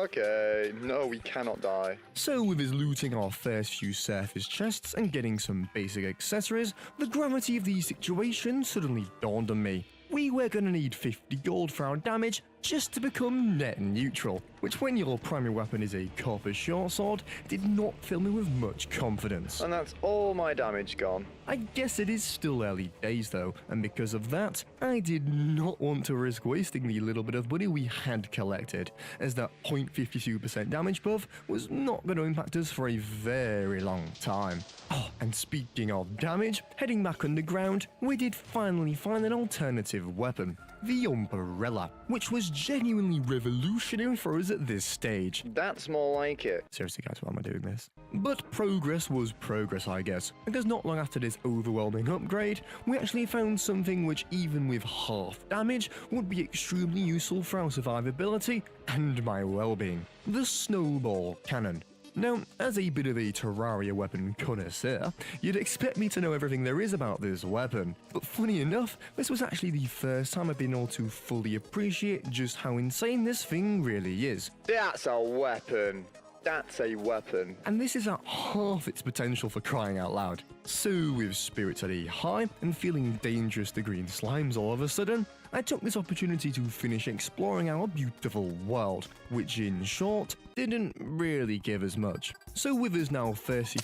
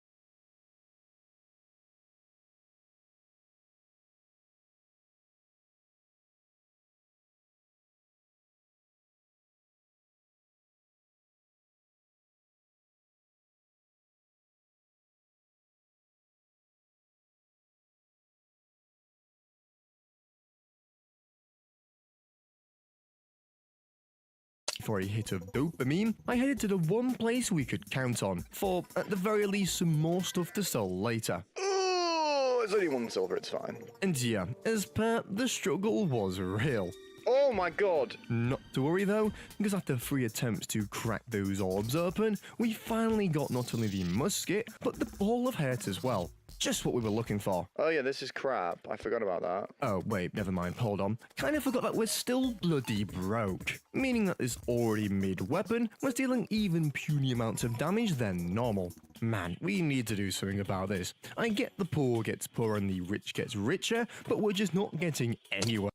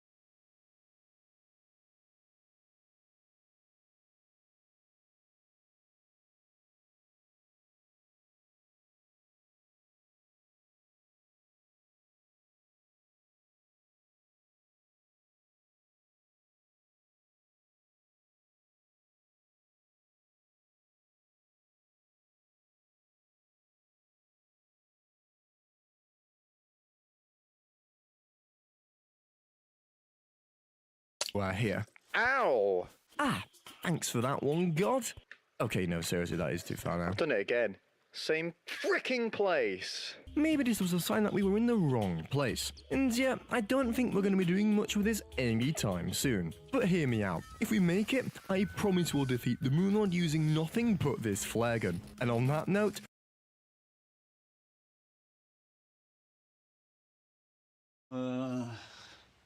I need help fixing my sink. Okay, let me find a tutorial for you. Do you have a pipe wrench? Is this it? Maybe I should schedule a plumber on. Powertrain Products is one of the nation's leading suppliers of remanufactured, rebuilt, and used in.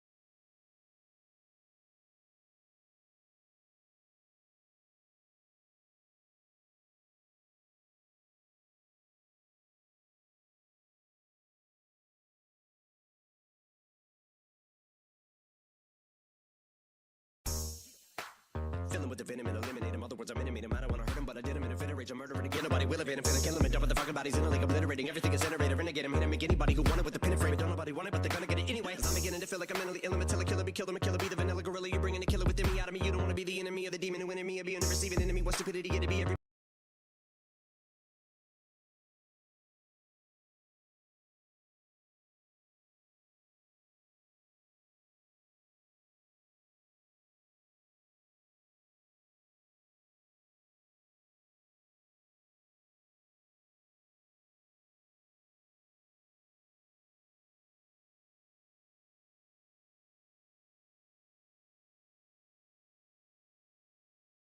Enemy's the epitome of the spirit when I'm in the vicinity. Motherfucker, you better duck and you finna be dead the minute you run into me. 100% of you is a fifth of a percent of me. Finish you, bitch, I'm available. You wanna battle, I'm available. I'm blowing up like an inflatable. I'm undebatable, I'm unavoidable. I'm unevadable. I'm on the toilet bowl. I got a trailer full of money and I'm pitiful. Man, stop. Look what I'm planning.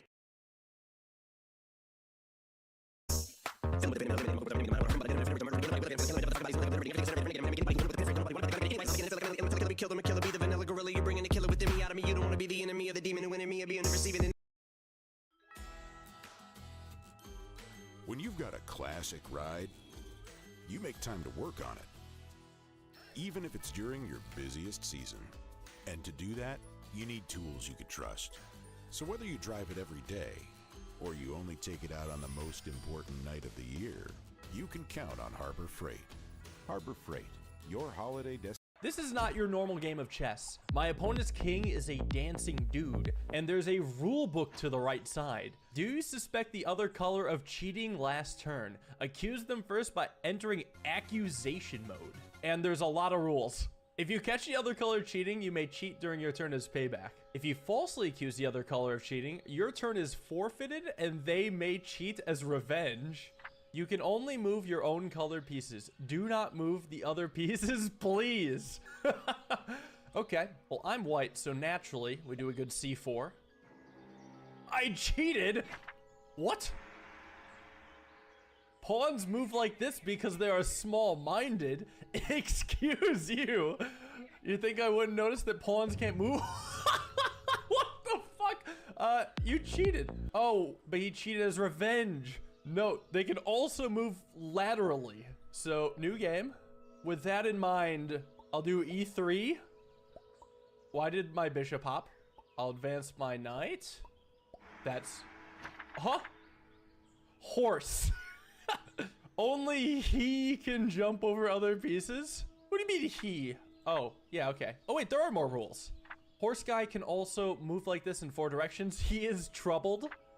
If the white king dies, black wins the game. If the black king dies, the crown is given to another member of the royal guard. The perpetual cycle continues. So we're playing older chess where they hadn't invented the pawns move twice rule yet.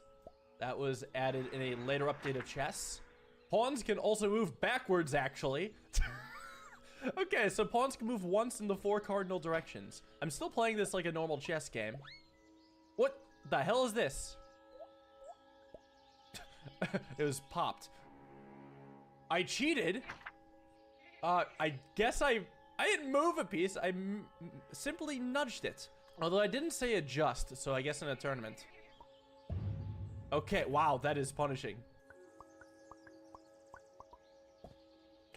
What the hell did you do with your bishop? What is he doing out there? I can accuse him of cheating, and then I need to find the rule. Wait, there's no rule that says about this, right? Oh, no. Oh, no pieces can leave the board unless they work out of town. Aha! You better not work out of town.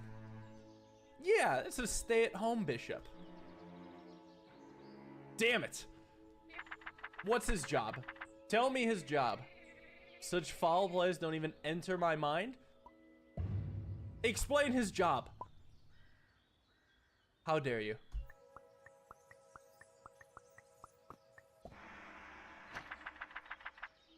What did he do? The bishop is a vital piece in the chess arsenal. He travels in the direction of X. I see he wants to take my rook. Why do I feel like this game is gonna shit on me if I castle? Let's try something fun. Rook sack. Oh, fuck. You can take like that too? Oh, no. Pawns are OP. Wait, I can take like... no. Well, my pawn works out of town. Therefore, I will take. He has a real job out of town. Selling... lumber. Unthinkable. How dare you. New rule? Any pawn that reaches the great beyond, the furthest space from them ascends? What the? My piece slipped. Oh, and that counts as a move, adjusting my piece. This is a slippery tile. I really want to take his knight. Here's what I'll do. I will move my pawn like this. It's slippery again. Ahem. Only the knight can jump over pieces. What is this rule? Only he can jump over other pieces. I may cheat this turn. All these accusations are a waste of my time. Why prolong your inevitable loss? Well, I may cheat as revenge. Give me that. Got him. Oh, wait. He's got a new king. That was bad. I forgot about that rule. Ah, shit. Okay, I should have taken his queen. Remember that for next time. Although, my king was in check, so it's a very tough one.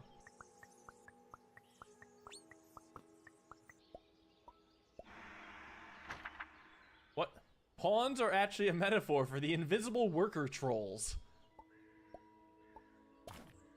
What the hell was that? Excuse me? The board just got mirrored, and the queen jumped over a piece. Only he can jump over other pieces. Yes, I may cheat this turn. You took my queen. Whoopsie. Everyone makes mistakes, right? Okay. My mirrored opening is cursed. I will give myself 2 black bishops. The power of the black squares. What is this rule? Bishops drop their gift of knowledge when they leave a tile. The horse is not the only one who can jump over this. That's a gift of knowledge. Well, I have a bishop. He's under attack. Run away. Get slipped. I can take that with my own knight. Is that a free pawn? Free pawn, free pawn, free pawn. Oh no, it's slippery, so I have to adjust this. Okay, it's still a free pawn. Slip again. What have you done? Advanced chess is comprised of rules going as far back as the wrinkly troll ages. Amazing. Okay, I'm gonna get my knight ready because I'm gonna start the attack on the king. First, though, I need to access this square here. This square must be mine, except I'm not guarding with enough pieces. Actually, I will advance this pawn first. And now attack this square. I control this square. He's still... Well, I can attack backwards, so it's okay. But I don't like that the knight's attacking it. It's obnoxious. I guess I also don't like that the bishop's attacking it. He's also attacking my pawn. But my knight's defending it, but I don't want to leave my knight from the good square. You know what? I'll advance my pawn. He's also advancing his pawn. I can put him in check. He may just take it with the rook, though. I know what I'll do. I'll advance this pawn. Oh, he's coming for my knight. I actually like my knight here now, at the slippery spot. Center of the board. All right, so he's attacking my...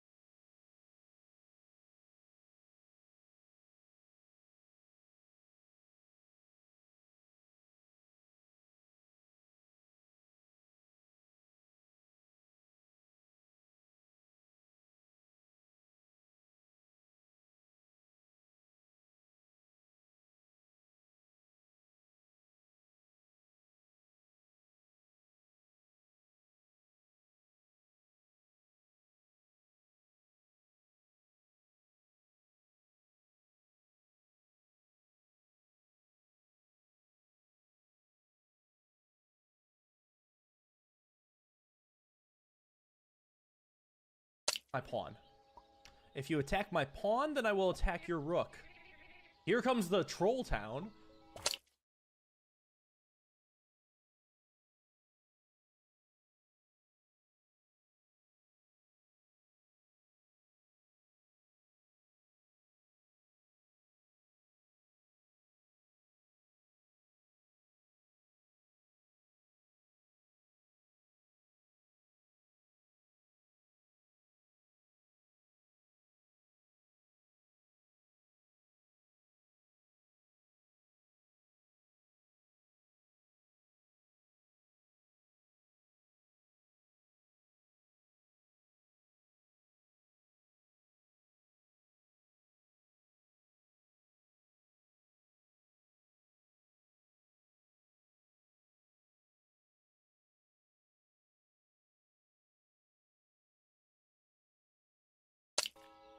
Did he really just give up his rook?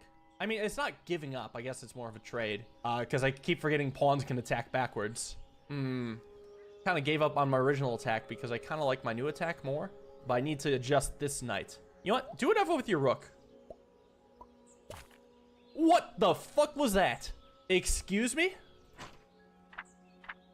Oh no. I may have misread the rule. Horse guy can also move like this in 4 directions. Also, in addition to this, surely not in addition to moving once in a direction. Oh no, is this a big rug pull that's been set up all game? I got myself in a winning position. Plan? He did not trot, canter, or gallop. Yes. Yes, I may cheat this turn. Hold on. I have a new play then.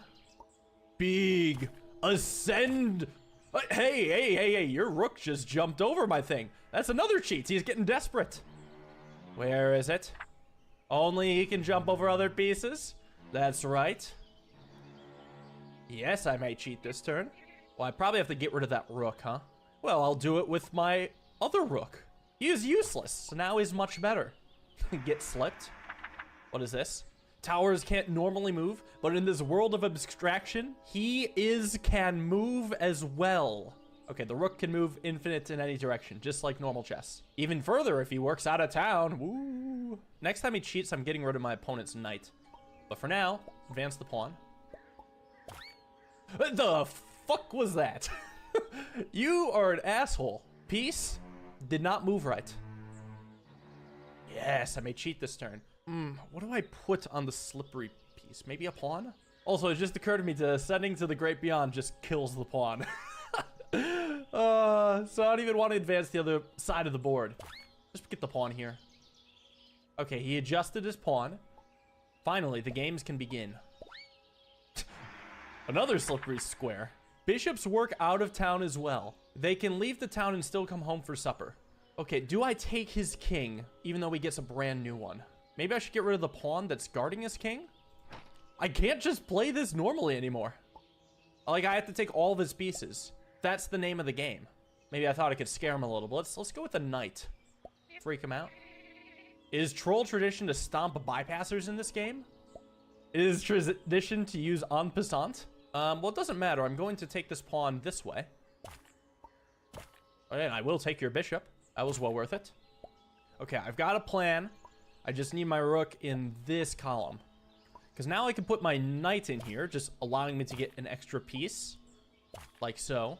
Now he has only pawns left. I got 2 heavy hitters, so I shouldn't waste them. In fact, I should advance my own pawn. Oh, he's advancing his king.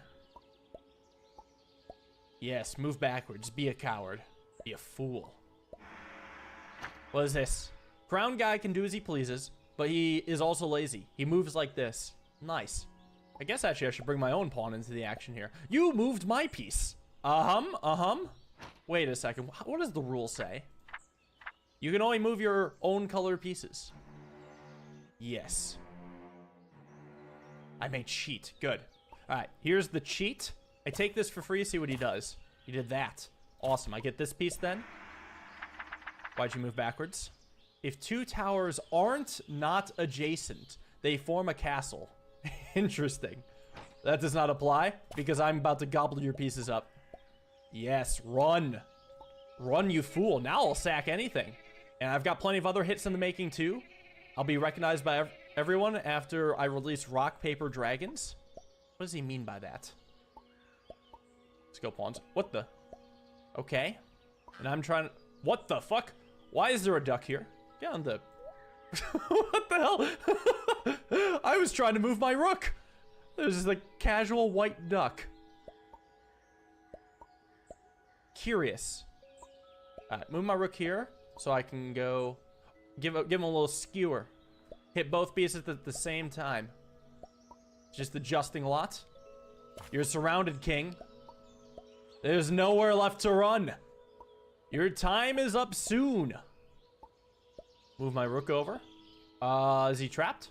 Almost. He's almost trapped. He's got to move this way. Then he'll have to move back. He has only one move. Let's see him make it. Yes. Yes. Yes. Got him. Act 3? Wait, what was Act 2? You got me. I may not have won the game, but at least I'll leave a worthy successor. You cheater. Dude's mad. Is mad bro mad? He's dead bro dead. Get teabagged. Well, the whole point of the game was beating him in chess so I can cross the bridge. What's on the other side of the bridge? What? What? Oh no. Oh no. Oh no! Oh god! I have become the troll. Bum bum bum. I got the bad ending. Wait, there's a good ending? Oh, do I have to beat him without cheating as revenge? That sounds ridiculous. Do I dare run it back to try to beat him without cheating? Wawa has your favorite go-tos, so why not give our clubs and paninis a go? Customizable. This is not chess. This is advanced troll chess. My opponent's king is a dancing troll, and there's this rule book on the side consisting of new rules, such as pawns move like this because they are small-minded. I am going for the good ending, which means beating my opponent despite him cheating without me cheating. So in the previous time, my opponent was able to cheat, and I could cheat his payback if I called him out on it. But that got me the bad ending because I was just as much of a cheater as him. Oh yeah, there's also slippery tiles. Well, you fool, if you slip, I will catch you. They say only the horse guy can jump, but I do a mean somersault if it comes to it. Okay, he picked up his horse. My horse. Oh, you moved his horse there? I can take his other horse? This is going great. Now, quickly, I'm going to adjust my pawn, which takes my whole turn. And then I could start to do some good stuff. I have a horse and he doesn't. How can I use that to my advantage? By putting it in the center of the board. Now, winning this game of troll chess also involves a different win condition from normal chess. If he takes my king, he wins. But if I take his king, one of his pieces just becomes the new king. It's the cycle of pain or something like that. Get slipped on. You fool. I have an outside pass pawn. You move that backwards. Duck. I don't know if moving this breaks any rules, so I'm just going to let that sit. And adjust my pawn a little bit. And another thing is, if I get my pawn to the edge of the board, it goes to the great beyond. Which means that it fucking dies, and that's it. Oh, that's a slippery square, too.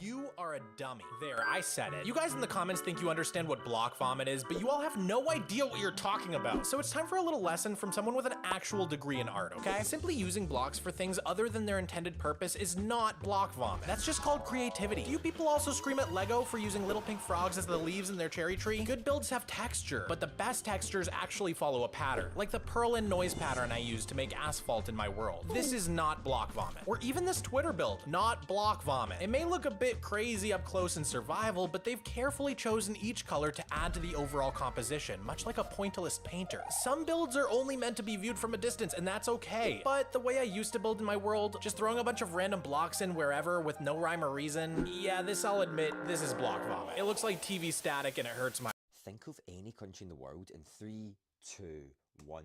If you're in Mexico, you are out. Welcome to Elimination Game, and this is Snooze Geography Level 1. One thing name. Think of any country in Asia. So any country in the continent of Asia in 3. Spider drilling? Yeah, so like, just don't do this. This is not great. This is not great. You're not going to get that many diamonds.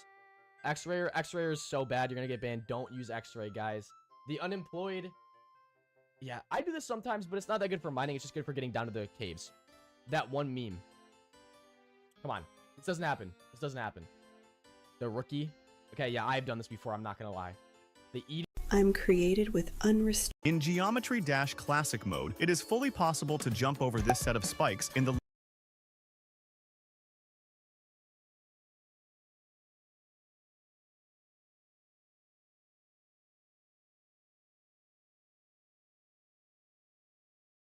level geometrical dominator. However, if you switch to platformer mode, this jump suddenly becomes impossible. But why? To understand the situation better. So in Silksong, Team Cherry confirmed that Hornet has not only mated, but has had multiple partners. But who were they? Well, we know that Hornet values and respects strong warriors like Chakra, hates poor hygiene like the fly enemies in the slab, and most importantly, loves fluffy things. So when we look at Hornet's history, we really have the perfect option, the Hive Knight boss in Hollow Knight. Being the most skilled and valiant knight of the entire Hive, despite being flightless, I'd say he's the most likely candidate. Cozy up to the good. One thing tons of Roblox players love to say is how old Roblox games were better, but that's not true. Now I'll admit, I get nostalgic for the days I first joined Roblox, but that nostalgia can make people overlook the not so great stuff that old Roblox games were notorious for, like the spam games. If any of you old heads remember, these games would just be like obby, obby, obby, obby, and there would be like millions of them. So it made searching for games really stupid back then. Bonus points if you remember to spam stolen clothing. Also, tycoons. While there were a few notable exceptions, a lot of the popular tycoon games were just the exact same game, but a different name. Don't believe me? Look at this. Buy a dropper, watch the money go up, buy some more stuff. Like, how did we waste our time on this?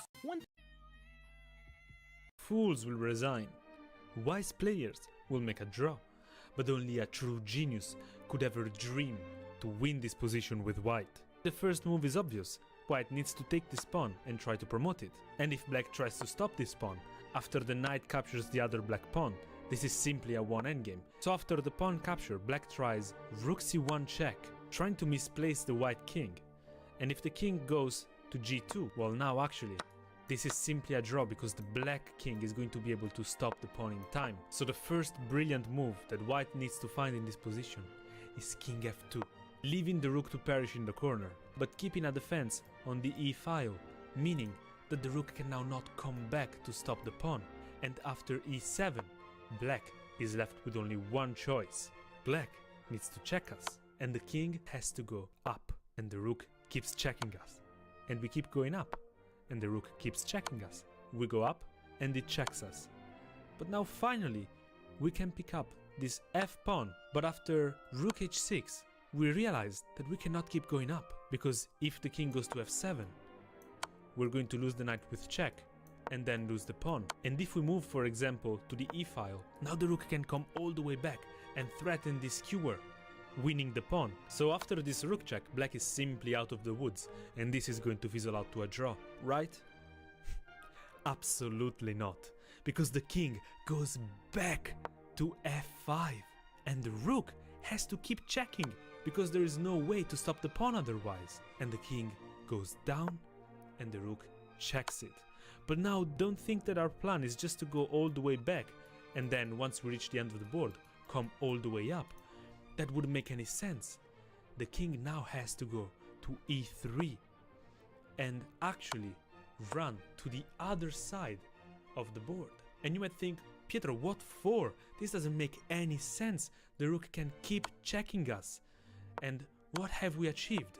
After the rook checks on h6 now, we have a new move available. Knight to f6! A full knight sacrifice that forces black to check from f6 now. The king, once again, needs to escape the checks, not by going up and allowing the rook to pin us, not by going back and allowing the skewer, but by going back down again. And the rook has to chase us.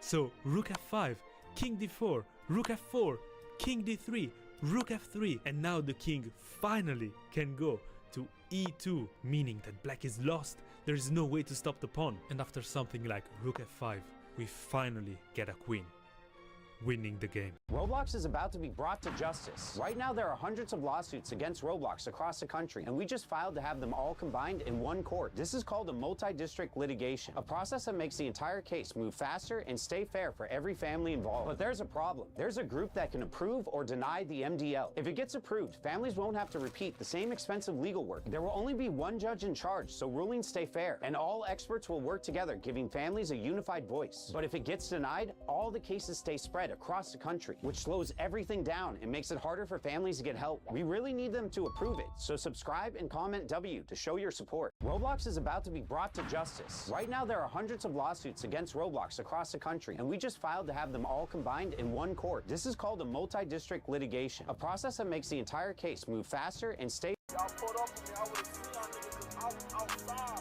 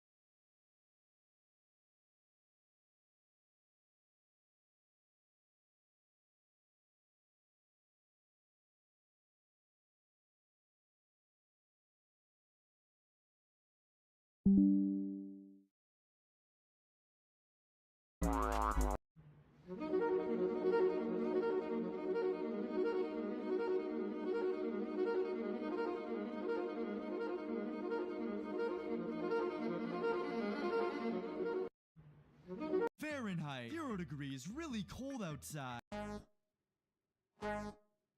Limited edition SpongeBob soaps. Dr. Squatch just dropped the freshest bars to ever hit the seafloor. Nautical nonsense.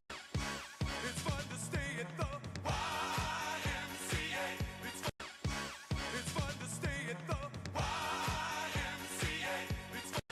I played a chess match against someone from North Korea. Let me explain. Chess.com has a feature called Passport. So recently I got paired against somebody and they had a North Korean flag. The only problem is you could set the country flag even if you don't live there. But this got me thinking, does North Korea have chess players? And the answer is 1.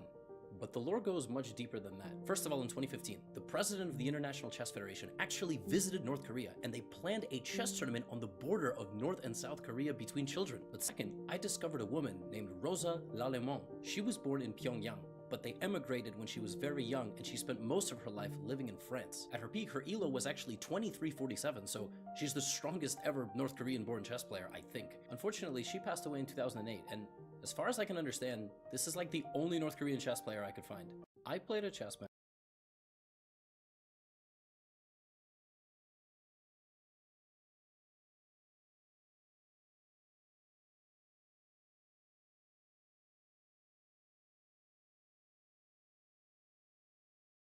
Against someone.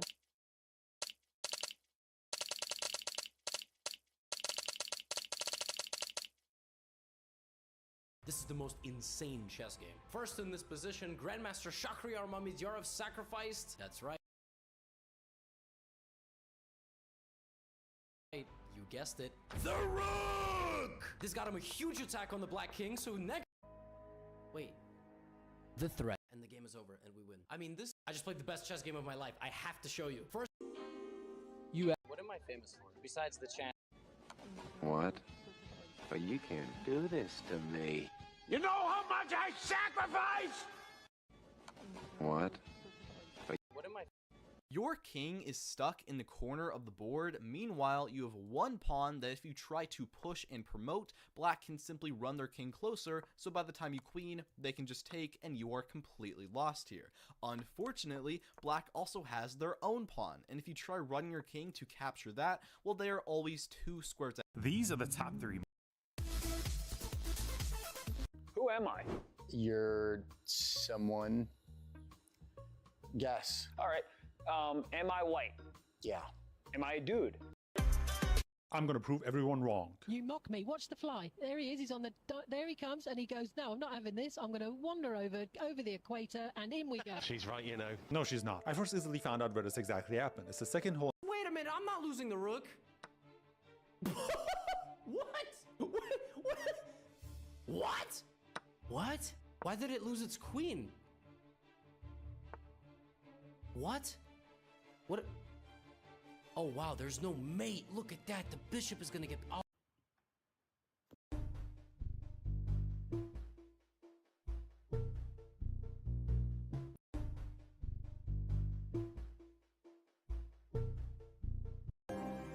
A 17-year-old. If you were to write A 17-year-old was playing an online. If you were to write a story where the characters are controlled by invisible strings, what would the opening lines be?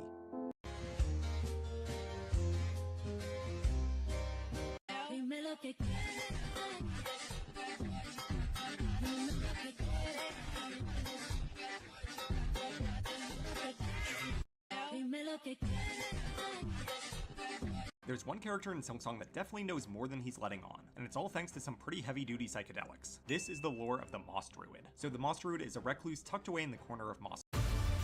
This is the best trap in Minecraft. No, it's not. This cheeseball thinks that if you see someone drop down a 1x1 hole, you're gonna follow them like sheep without paying attention to the block below. Now you would think it's a classic fake water trap where you replace water with lapis, but no, since that would kill both the trapper and the victim. So the idea is to use powdered snow instead of water. Which is already wild, because those are different colors. One is white, one is blue. Are we trapping colorblind people? Because even then, one is gray, one is white. What are we doing? But there is actually a chance it would work, since he doesn't use leather boots to survive the snow. Instead, you're supposed to hold space after landing on the edge. A trick that other players would never know, sending them through to the lava. But will a real player fall for it if we put them under high pressure? Or is it just fake like the other 7 traps that I'm testing in a full video? Someone said, print a Sisyphus Rubik's Cube stand next. But the problem is, no one's ever made one before. So let's make it ourselves. I found a Sisyphus model online, then jumped into 3D software to design a cube stand that actually works.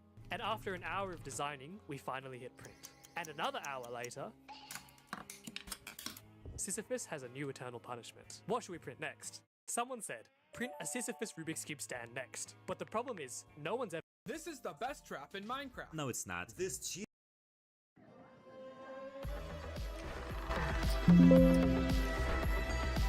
Today I'm testing 8 viral traps from YouTube Shorts to see if they're gonna work against real players. Some of the traps seem genius on paper, while others will never work in a million years. But that's the best part. We don't know which trap would work until we try it. First, let me show you which traps we're building. Okay, this one is by Cheesy Cheese.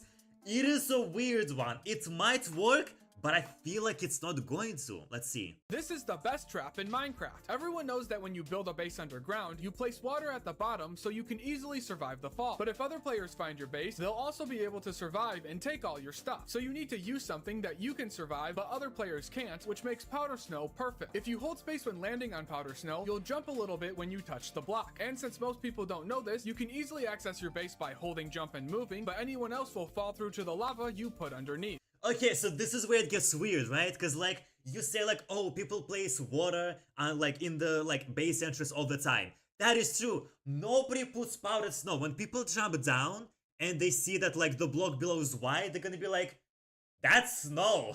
Nobody's gonna jump. Honestly, I don't think it's gonna work, but there's only one way to find out. This one is really, really smart. Take a look. I just thought of the easiest Minecraft trap that I can't believe I never thought of. Look at this room. Do you notice anything suspicious? If you've played Minecraft at all, you're probably running to slam your head through this painting to find the secret room. But what if we use this to our advantage? Just put a giant hole here with a hopper, log off the server, and chances are you'll return with some free loot if someone's been snooping around your house. That's smart. That is genuinely really smart. I think it's gonna work. So this one is by Vivily, and it's not gonna work. It's genuinely not gonna work. It's called Genius Fake Door Prank. Has your friend ever trolled you by breaking one singular block on Sure. your house? Well, I have just the troll to get them back. Okay. Simply go into their house and make a giant lava pit in the middle of it. Now, See, it starts bad. It starts bad, I know, but it gets worse. It gets so much worse. now you may be thinking, how is this a troll? Right. If someone sees But this, hold they on. wouldn't Let 'em run cook. into Let 'em the cook. lava, right? Well, you could just create a set of fake maps that What? look as if their house is on fire. Pause. Do you know how difficult it is? And if you literally stand anywhere where it's not right in front of it, you can tell. You can easily tell. Activated, which will force them to run into their home and put out the fire, except it's all fake. They can still stop. They don't have to keep going. They can literally stop. And there's Bedrock. You're using Bedrock in the... Oh, man. This one's gonna be good. By GVids, 31 million views. Oh, it better be good. It better be good. Let's see. Bro, okay. It's trapped chest. That's not gonna... It's a trapped chest. You can tell, right? There's no way. And you can see a block below it too. That's clearly an observer. That one doesn't work. There's no way they don't see a... That's a piston. There's no way. This is chess, but it's water chess update. All the pieces turn into water pieces, they get special water abilities, and there's also a new feature, the ocean that surrounds the board, although more about it later. Let's take a look at the water pieces at first. Okay, so this is the water pawn, and this pawn has a water ability which allows you to spawn water on the squares the pawn can capture on. But what does this water actually do? Well, water is a thing that you can place on a square. It captures any piece that is on the square it is on. It also spreads to all adjacent squares horizontally and vertically. And after 3 turns in total, it disappears from the board. Alright, but coming back to the water pawn's ability, it's able to place our water on one of these squares, although if you do that your pawn will immediately vanish from the board. So there is a downside to using this ability. Okay, the water pawn is done. And now we can go on to the rest of the pieces. And this next one has a very strong ability, as it utilizes not water but boiling water. And so before I show you the actual ability, let me introduce you to boiling water.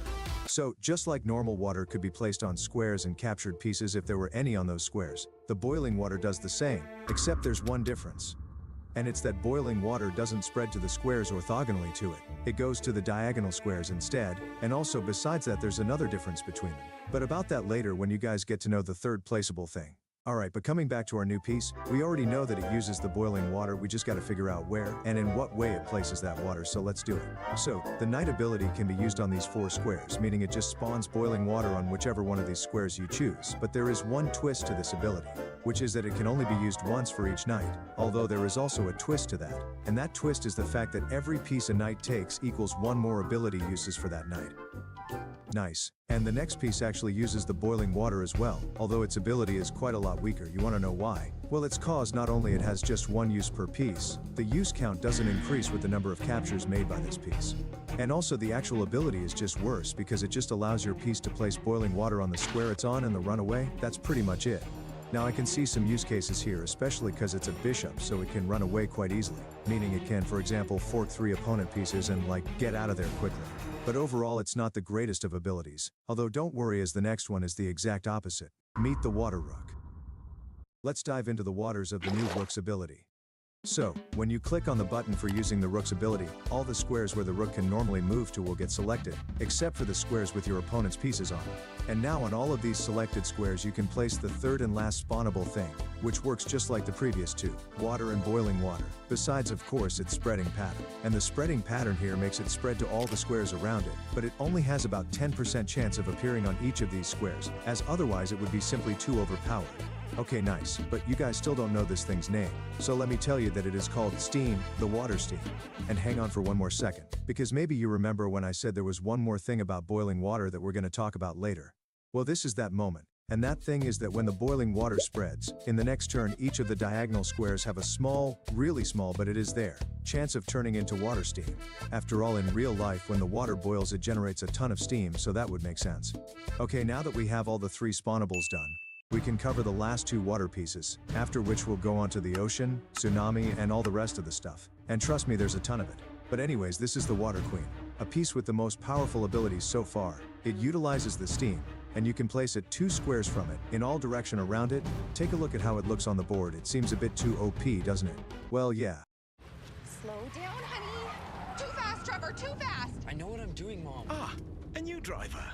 Yeah, I'm a... And because of that, you can only use it 1 time, just like it is with some other pieces in the Water Chess update. Now you might think that the Rook's ability is obviously stronger, but that is not all that true, because even though Water Rook has all those squares to place the steam on, it cannot place it directly on pieces, which the Queen in this variant can do, and that's real strong. Alright, time for the last ability of this update, and what's interesting about this one is that it doesn't use any of the 3 things to spawn, and that is because I wanted the King's ability to help him with avoiding checkmate, and here's exactly how I achieved it. So for this ability I decided to make it change the King's movement, as that's pretty much the only thing we can make it do, and I thought it'd be a good idea to make it move kind of far to escape being checkmated.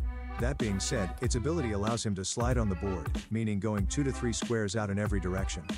Alright guys, we are done with all the pieces. Now let's go on about the ocean, which surrounds our whole board. It gives you the ability to form a tsunami, which will greatly worsen your opponent's situation. And most importantly, it contains ships, meaning you can now have naval battles in chess, plus these ships are able to interfere in what happens on the board, so stay tuned. First we're going to talk about the tsunami mechanic though, and the tsunami is an extra ability that each player can use once a game, and it's essentially a big wave you can use to attack your opponent's pieces. You can spawn it on the sides on the 2 squares in the middle of the board, these ones right here to be exact. After being spawned, the tsunami spreads further into the board 1 square at a time until it reaches all these squares. But wait, isn't that a bit too much? I mean, if this tsunami captured all the pieces from all these squares, the game wouldn't have any sense, although luckily that isn't the case, because instead of capturing, tsunami confuses all the pieces it reached. And you're probably wondering, what does confusing chess pieces mean? So let me explain. So, especially for water chess, I made it so the pieces can just get confused, which essentially means they get weaker for the next turns, although how exactly do they get weaker I'll explain later. First we gotta finish up the tsunami explanation. Alright, so if a player used a tsunami every move, the game would be unplayable, and for this reason you can only use it once. Okay, great. Now let me tell you about these confused pieces. So at first I thought it'd be a good idea to make every confused piece move in its own original way, like just create a whole new set of pieces with new movements, but after a little more thinking, I came to the conclusion that it would overcomplicate the game, and for this reason I simply made it so that all pieces can't use their ability, plus they can't capture other pieces, that's it. And now it's time for possibly the most interesting part of the water update, the ships. This is the list of all the ships in this video, from the weakest to the strongest ship, and this strongest one is real powerful. It can really cause great damage to your opponent. Although before that ship we gotta create the first one, the light ship. So the light ship is the smallest and the weakest ship, it looks like shown here, and it can actually shoot other ships in pieces from 2 squares away. And now you're probably wondering what happens when you shoot a piece or a ship, and so let me tell you that when it shoots at another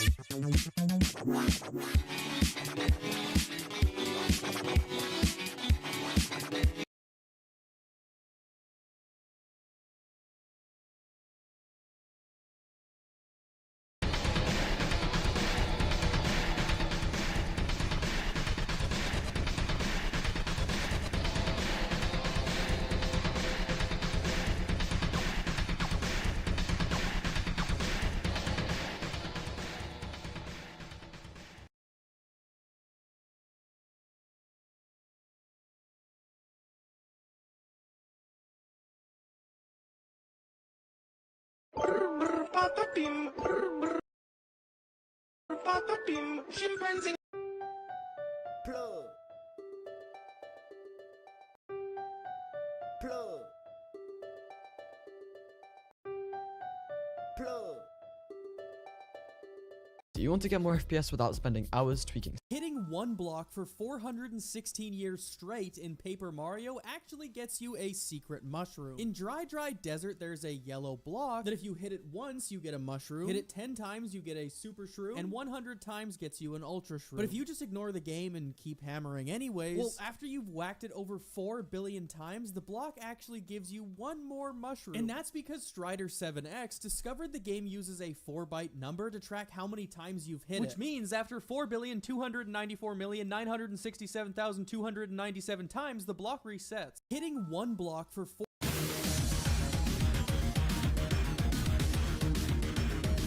If I go through this tunnel and try to drop down here, it's too close for me to go through. Now if I try to go up and dodge the tunnel, there's a wall waiting for me at the end, which means there's no tricks or secret paths in this level.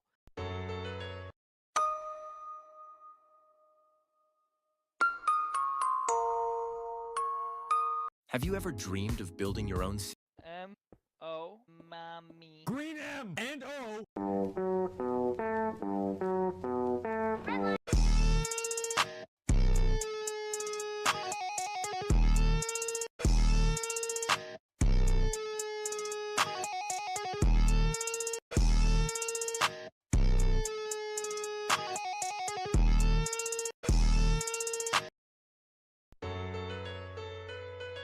Was the action at? Okay.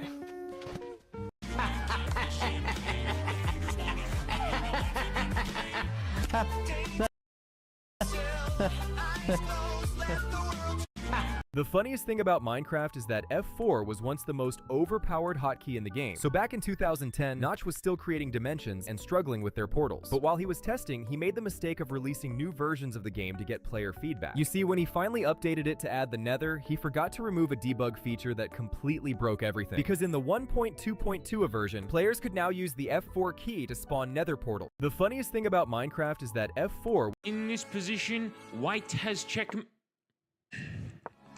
checkmate in 1. But White's also a dumbass. In this position...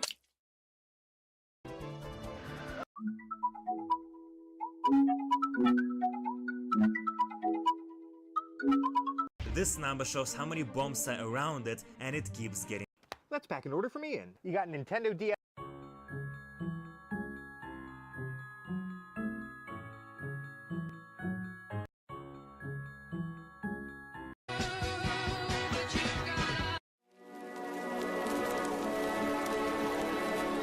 Roblox did the best thing ever. Like usually Roblox just messes things up and gives us the worst possible news. But this time it's actually good. Like firstly they added this feature in which whenever you type sensitive information in chat, it automatically detects it and gives you this warning that you're typing your personal info, so nobody can accidentally reveal their address on Roblox now. And this also means that we can't ask other Roblox players for their Discord or Instagram. But still, it's good enough. And secondly, they actually did something so good that I can't even believe that this is Roblox. Like Roblox must have hit their head in a wall or something, because this is such a good decision considering their past. Like I actually freaked out when I got this information. Like new Roblox players may not know what I mean, but this might be the best thing Roblox has done in years. They're actually collaborating to bring RB battles back. Grower versus Laser. Who will win?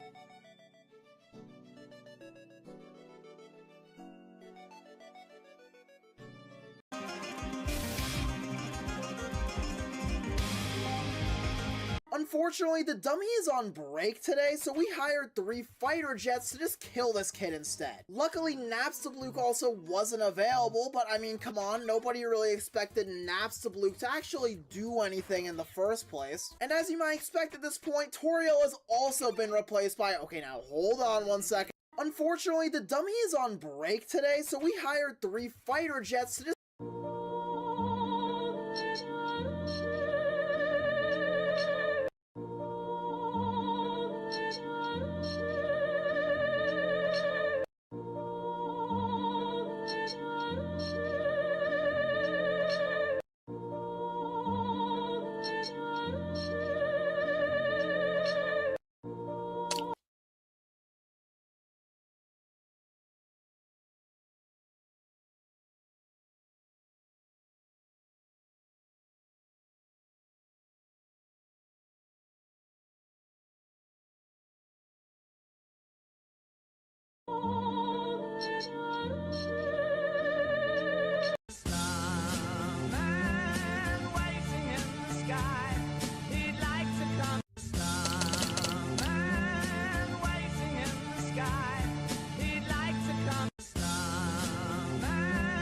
For anyone who gets overwhelmed by sound. Failure! Failure! You're still a failure! Failure! I can smell the failure! Failure! Failure! Failure! You're still a failure! Failure! I can smell the failure! Failure! Failure! Failure! You're still a failure! Failure! I can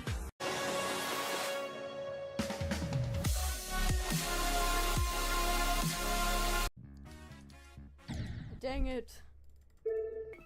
I. No. You're. Far enough. Two. Z. In 1,387! But here's how you get made in one. I. No. You're. Far enough. Two. Z. In 1,387! But here's how you get made in one. I. No. You're. Far enough. Two. Early this morning. Early this morning.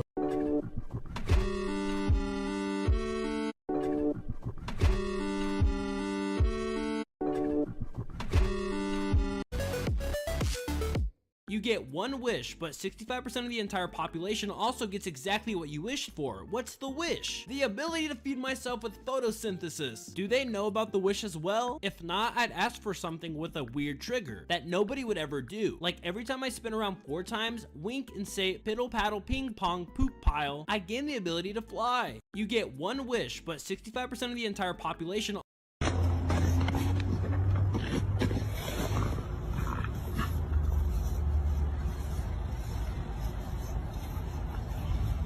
Start with the Roblox logo. Make it 75% transparent in the middle of the screen, spinning as fast as possible to— Bro, that is 23. Oh, you suck! Shut!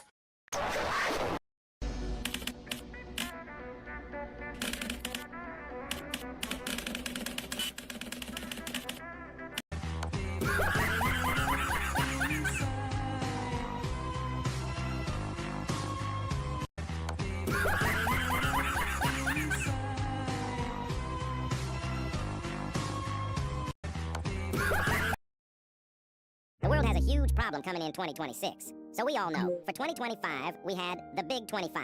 But nobody knows what we're gonna call 2026. The bigger 26 sounds dumb. The massive 26 brings back flashbacks. And the Big 25 Pro Max would be funny, but too unserious. Personally, I think we should go for a word unrelated to size. Maybe the employed 26. Trigger word? Shut the hell up. Words like job being a trigger word is almost as old as 6'7". And if we want to make it to November, we're gonna need to stay locked. Ooh, maybe we could go the healed 26 and comment in the healed 26 on every AI slop brain rot post we see. Honestly, I don't think I'm meant for these. Give me a better idea. The world has a huge problem. Oppa Gangnam Style. This item is super underrated. When you go mining and come across a mine shaft, you might encounter a cave spider. And getting hit by cave spiders always give you poison, so you'd think the best solution is a milk bucket. But the milk bucket comes with a huge problem. Milk removes all status effects. So if you ate a golden apple and drank milk, you'd lose all your positive buffs. So what the heck do you do? That's where this pretty uncommon solution comes in, and it's actually underrated. All you need to do is to drink a bottle of honey, which removes only the poison effect and lets you keep the rest of the buffs. This item is super underrated. When you go mining and come across a Recently, a Fangamer commercial came out on some Deltarune merch, and the reason that it's important is because it has some people speculating on if it reveals some stuff about Dess's design. Specifically, there's this table off in the corner that has a black baseball bat leaned up against it. It has people wondering if this blue checkered tablecloth is meant to represent how her jacket looks, while the red cup on top could represent her antlers. And honestly, I really like the train of thought here. It's really creative and interesting, but unfortunately, Just a little sodium chloride. Actually, dude, it's salt. That's what I said, sodium chloride. Dude, that would be salt. This is iodized table salt, which... No. Wait.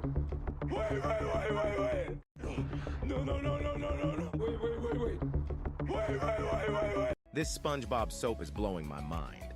Scissors. Psychors. Sickers. Kier. Windmill. Window. Winner. Lunin. Q. 7. Savin. Scissors.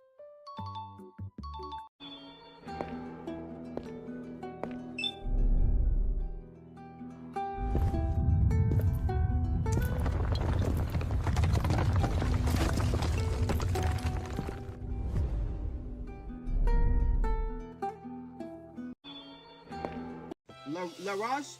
If you censor anything in a post, you're legally required to put all of the omitted vowels at the end as a footnote. E-E-O-O. Okay then, if you're sure about this. Old MacDonald had a farm, E-I-E-I-O. If you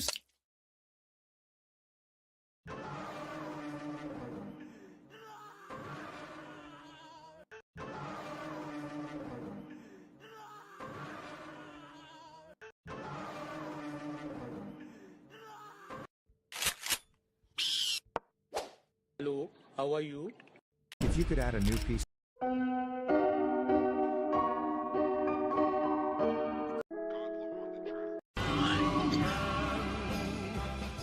get it. I get it.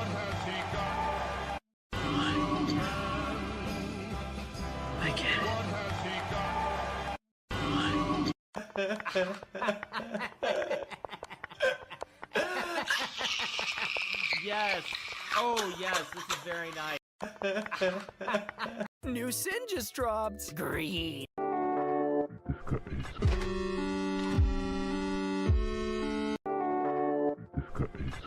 Day 2 of visiting old websites.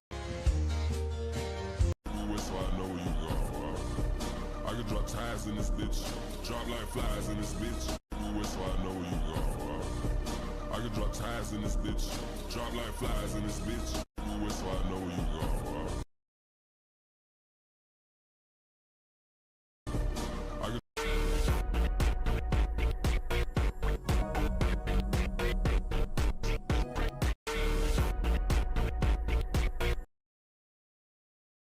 Three things.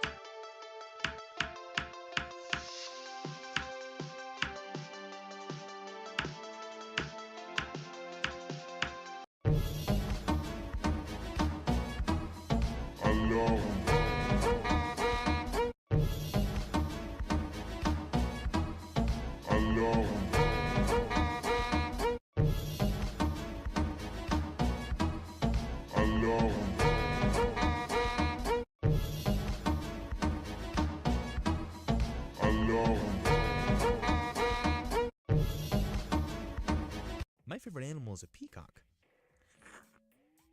Did you know that only the males are called peacocks? Really? Yeah. The females are called P. vaginas. My favorite animal is a peacock.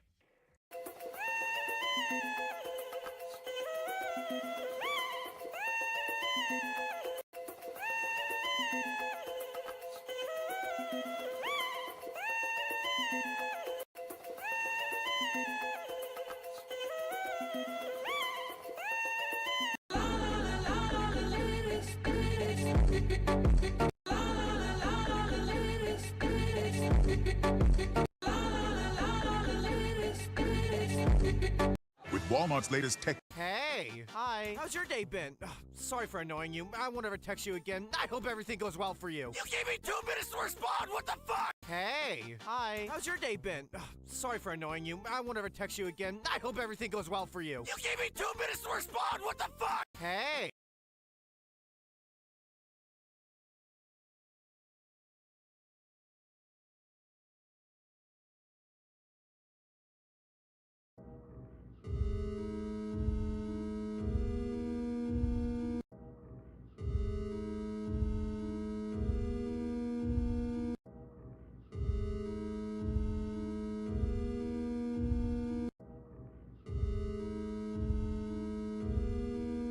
Oh, complete all 4 challenges. Alright. If it's 1 or 1,000 sins, you're still getting sent to hell. So why not go for 1,000,000 sins and come down here a legend? Yo, what the fuck? If it's 1 or 1,000 sins, you're What is the longest word? The longest word is so long that word writers don't even think it exists. Top 5 longest words I can think of. 5, foot, for letters. 4, foot, ball, 8 letters.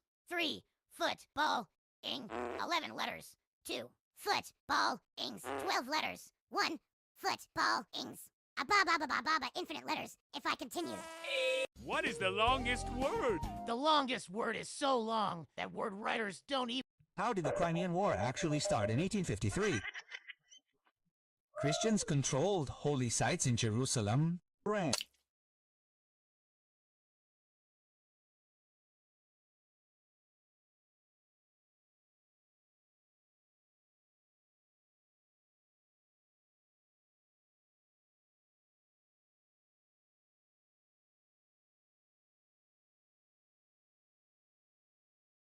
Back to Catholic.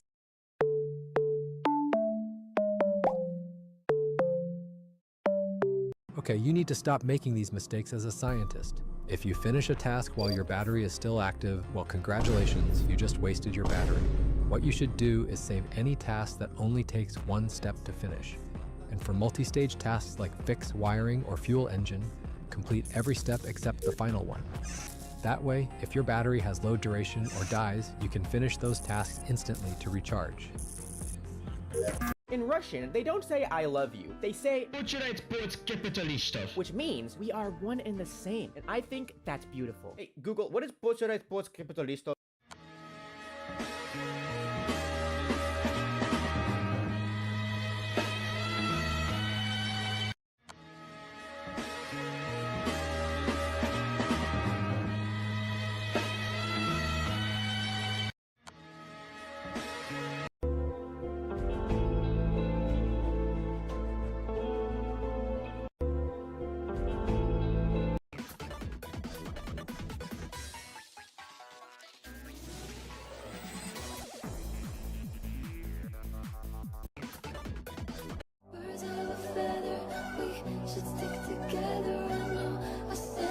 Apparently, there's a new rule in chess, and I'm gonna tell you about it right now. Magnus Carlsen was playing Javakir Sandarov in the Freestyle Chess Grand Slam Tour when all of a sudden, this happened. Javakir moved his rook, let go of it, and then moved it back. This caused Magnus to laugh, but then the referee stepped in. You see, in over-the-board chess, there's a rule that if you let go of your piece, that is your official move. And Javakir accidentally let go of his rook on f1, which would have resulted in Magnus simply capturing his queen. When in reality, he was obviously trying to play rook f2, which would have been a check to Magnus's king. But Magnus was a good sport about it. He actually waved off the referee and said, let Javakir play the obvious move that he was trying to play. Do you like the decision that Magnus made?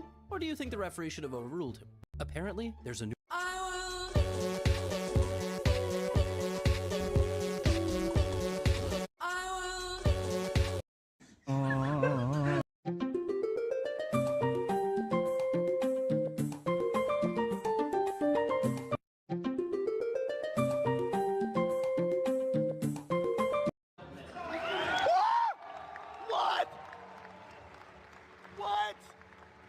Oh, I picked up a lantern somehow. Just pulled this out of my asshole, I guess. Good lord. This game is just absolute. Of every horror game I have ever played, none of them have genuinely startled me until now. Oh, I picked up a lantern somehow. Just pulled this out of my asshole. Nose. I just typed nose with my nose. Esophagus. What the John, are you there? John! Nose. I just typed nose with my nose. Esophagus. What the John, are you there? John! Nose.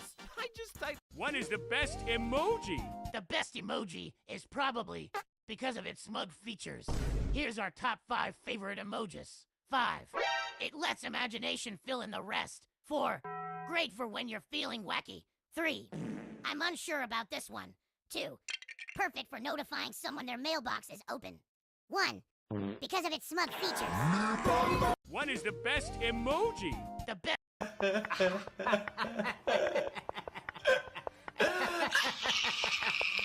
2, 3, 4, 5, 6, 7. There we go, and the house is finished.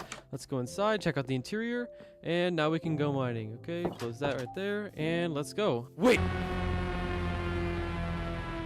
2, 3, 4, 5, 6, 7. There we go.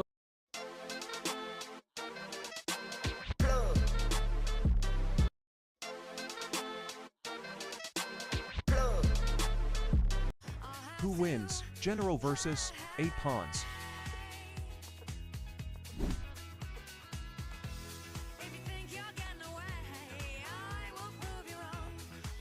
Throwback to 2023, when this car company cooked an entire gender, they launched a car called Ford Only Men's Edition, and as the name suggests, yeah, it was apparently for men only, because they claimed that everything invented by women, GPS, brakes, and a bunch of other stuff, was not included in this car. Look at this. Introducing the men's only Ford Explorer. With no windshield wipers, no heater, no turn signals. Wait, no rear view mirror? No GPS? Are you kidding? It's missing all the parts created by women. Wow. Bro actually cooked, and the most shocking part, they launched it on International Women's Day. Throwback to 2023, when this car company cooked an entire gender. Removal of the defender is very important, and this is a unique way to do that. Right now, the white king is protecting the knight on e4, and black can remove the defender right now from the knight by checking the king with rook to b3. King has to go back to 3 of the 6 squares, and then now black can capture the knight for free. Removal of the defender is very important.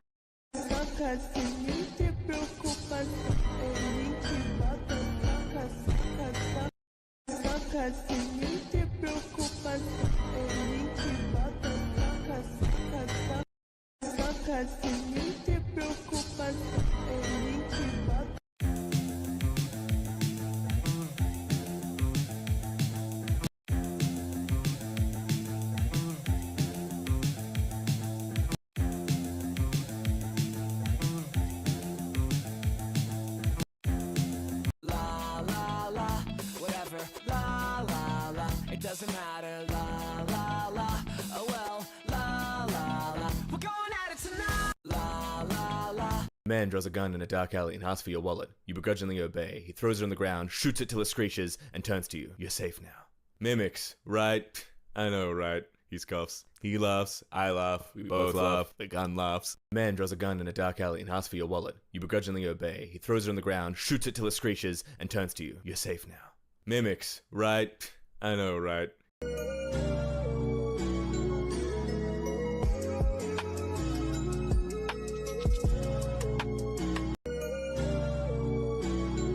This number shows how many bombs are around it, and it keeps getting higher.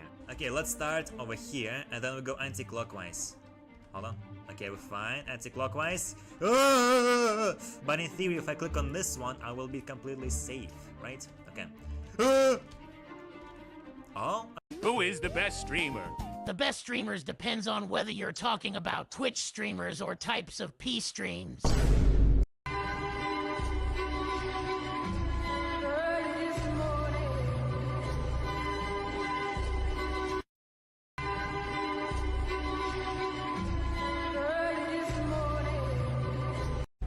Ships on vigor of the waves are skimming barren. barren summits to the verdant plains.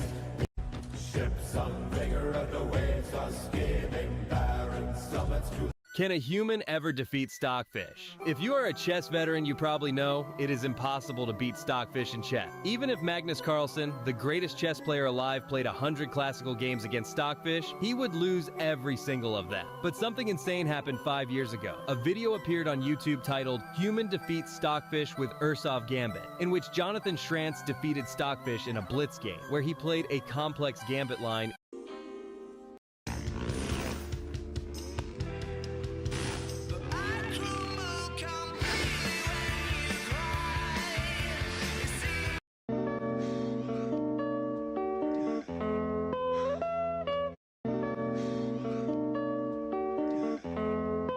If you were playing Roblox during 2016, you might recognize this game, Cole's Admin House. Now, for those unaware, this game basically gave anyone who joined admin, which definitely did not cause people to abuse it, so I decided to revisit the game. Upon joining, I spawned in this box, where you would normally have to parkour over these thin lava bricks to make it to the house and touch a pad to get admin, except all the pads were taken by this villain called Mr. Master Pro. Except in this situation, you would just be able to reset it by clicking this purple pad, but he blocked it off. As if it couldn't get worse, he ordered me to get out of the house with a weapon. Like, what did I do? However, this marked the downfall for Mr. Master Pro, because little did he know, young idiot me bought permanent admin for the game, so I simply apprehended the target and he's now serving his time. If you were playing Roblox during 2016, you might recognize this game, Cole's. Push the button and kill 100 innocent people, or do nothing and 100 criminals die. Which choice would land?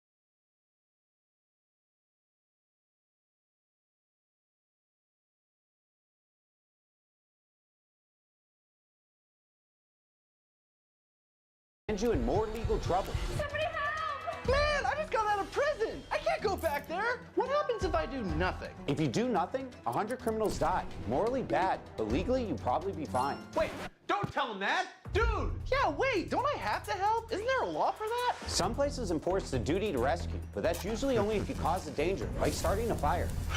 Wait, I can't let a bunch of criminals die. What if I press the button? Push the button! Push the button! If you push the button, 100 innocent people die. Pushing the button could be mass murder, maybe terrorism, but it depends. What do you mean it depends? If a politician is among the dead, you could be charged with killing a public official. That adds decades to a prison sentence. But that's the worst of it, right? Not exactly. If the president is on board,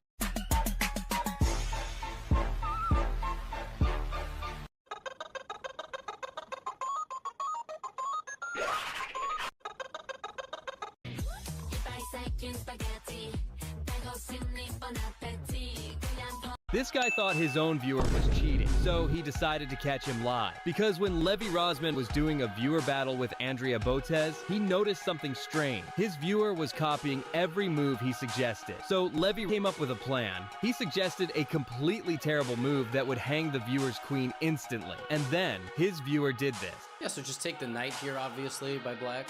Well, wait, what? No, I mean, just trading pieces, right? Like knight takes knight, bishop takes knight. You're missing something. Oh my god. That's what your chatters get for listening. This guy thought his own viewer was cheating.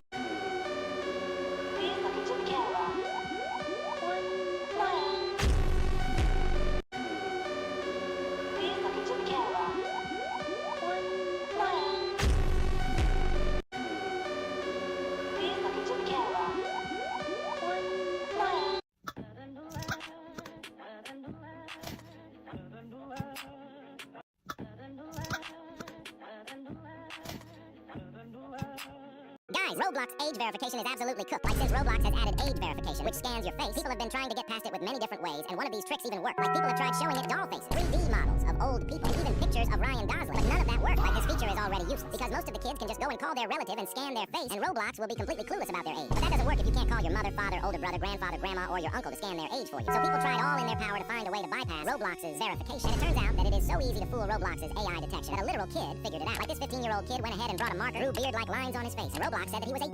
Guys, Roblox age verification is absolutely... Do it!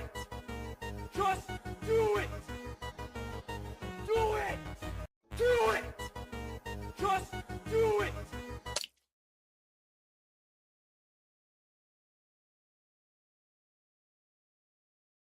I need to apologize to my friends. For the past couple months, I've been terrorizing my friend group, and it's all because I bought some cards on TCG Player. Yeah, they're a sponsor of this channel, but if I'm going down, there goes... Priest kink is definitely a thing I'm afflicted by.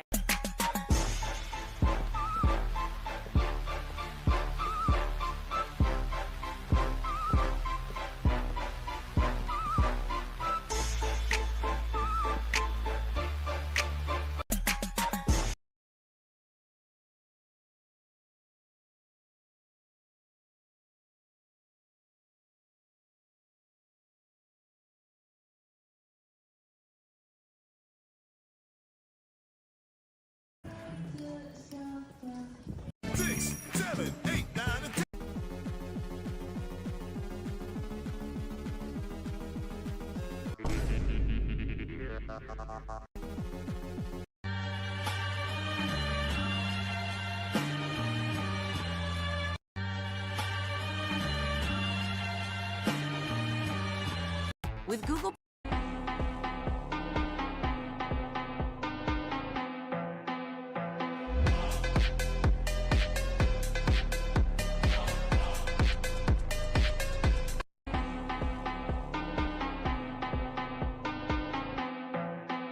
I'm not buying that. You might think a wildebeest. I'm not buying that. That's way too much.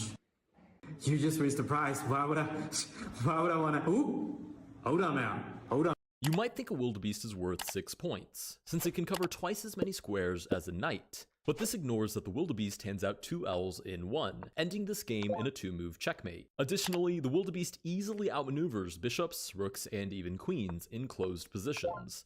However, in an open position, a wildebeest is easily targeted on ranks and files, making a queen the perfect antidote. You might think a wildebeest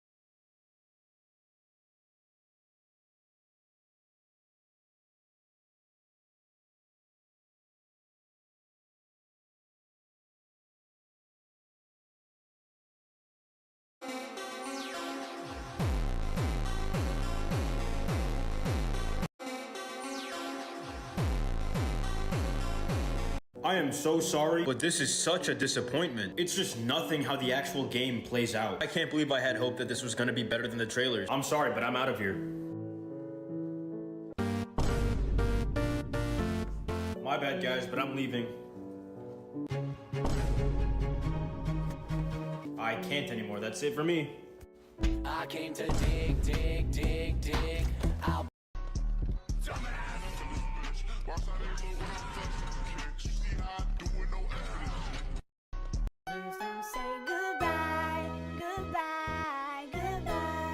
Socadão, botadão, lá dentrão, fica de cotão. Am I talking to a human or a? 1, 2, 3, 4, 5, 6, 8. All right. Failure! Failure! Guy who watched The Simpsons back in 1994.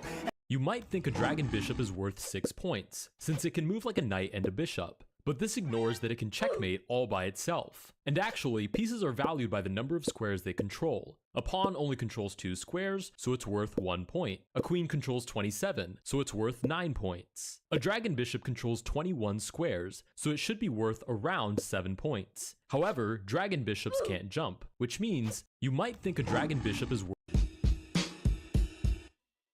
There's something bad about to happen to me. There's something bad about to happen to Bro, the infinite Robux glitch actually works. And I'm not even kidding. They say if you open Roblox and launch the Please Donate, people can literally give you Robux for free. But the problem is not everyone will donate unless you have some status. So you can't just stand there, be a nobody, and expect people to bless you. So me, with my big brain, created a brand new account, switched my avatar to Flamingo, the famous Roblox YouTuber, then logged into the game. After that, I made multiple alt accounts and had them act like I was a massive Roblox celebrity, spamming the chat with, OMG, it's him. Bro, I love your videos. Guys, he's actually famous. And bro, people fell for it instantly. A whole crowd formed around the stand, and suddenly donations started flying in. 5 Robux, 15, 50, even 100 from random players trying to look generous in front of a celebrity. Bro, the infinite Robux glitch actually works. And I'm not even kidding. They say if you open Roblox and launch the Please Donate, people can literally give you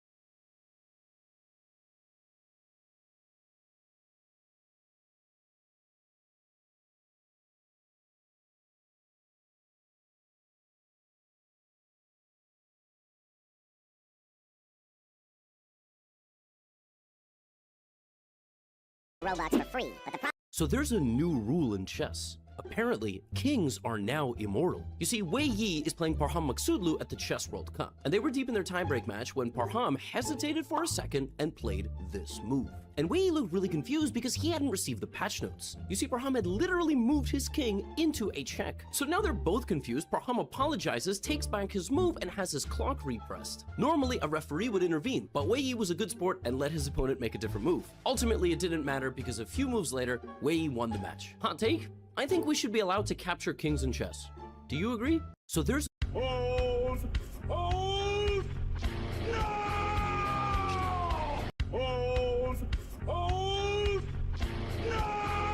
Welcome back to episode 17 of making Jamshid-ass profile pictures for people in the comments.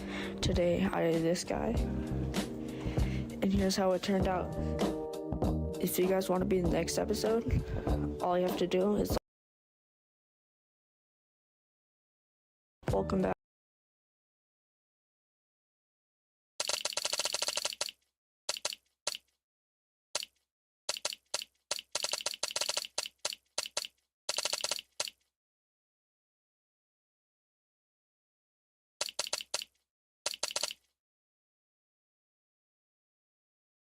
Welcome back to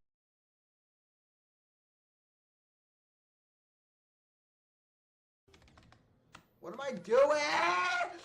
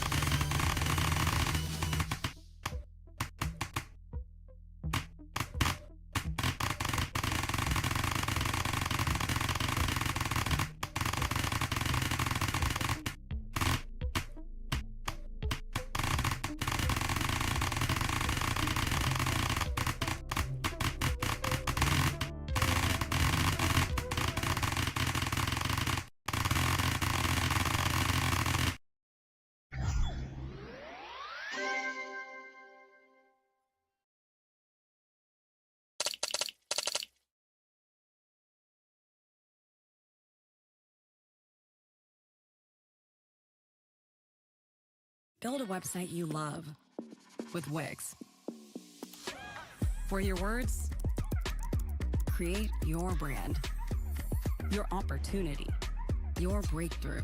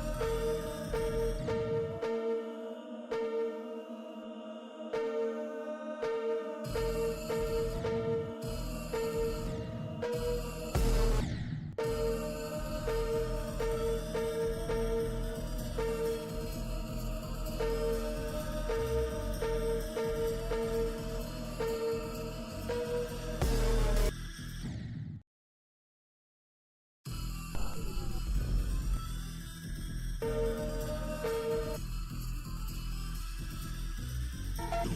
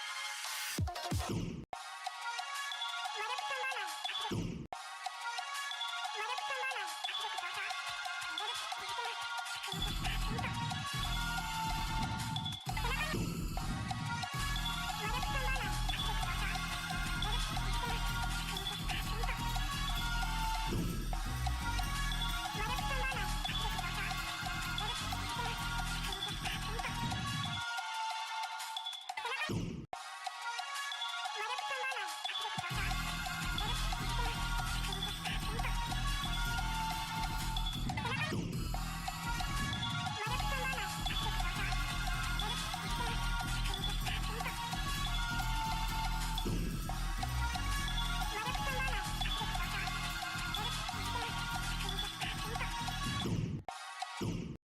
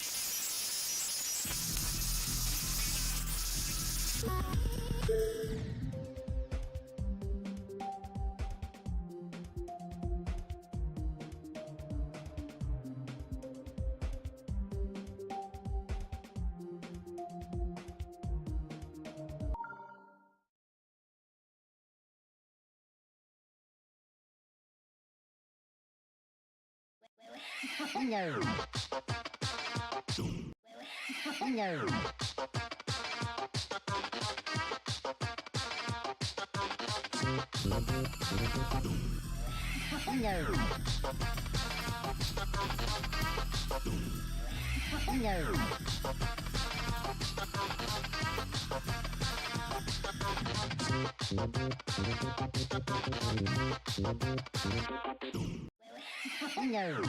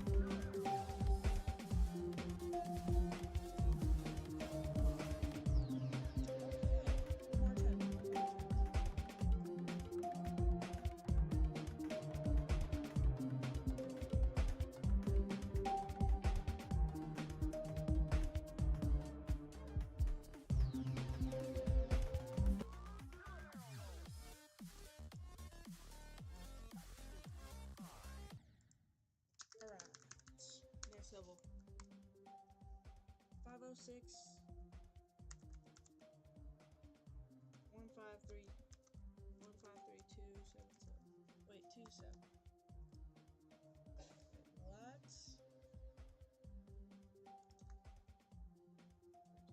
Okay, there we go. Eternal Abyss. Yo, what? Bro, I'm not beating this.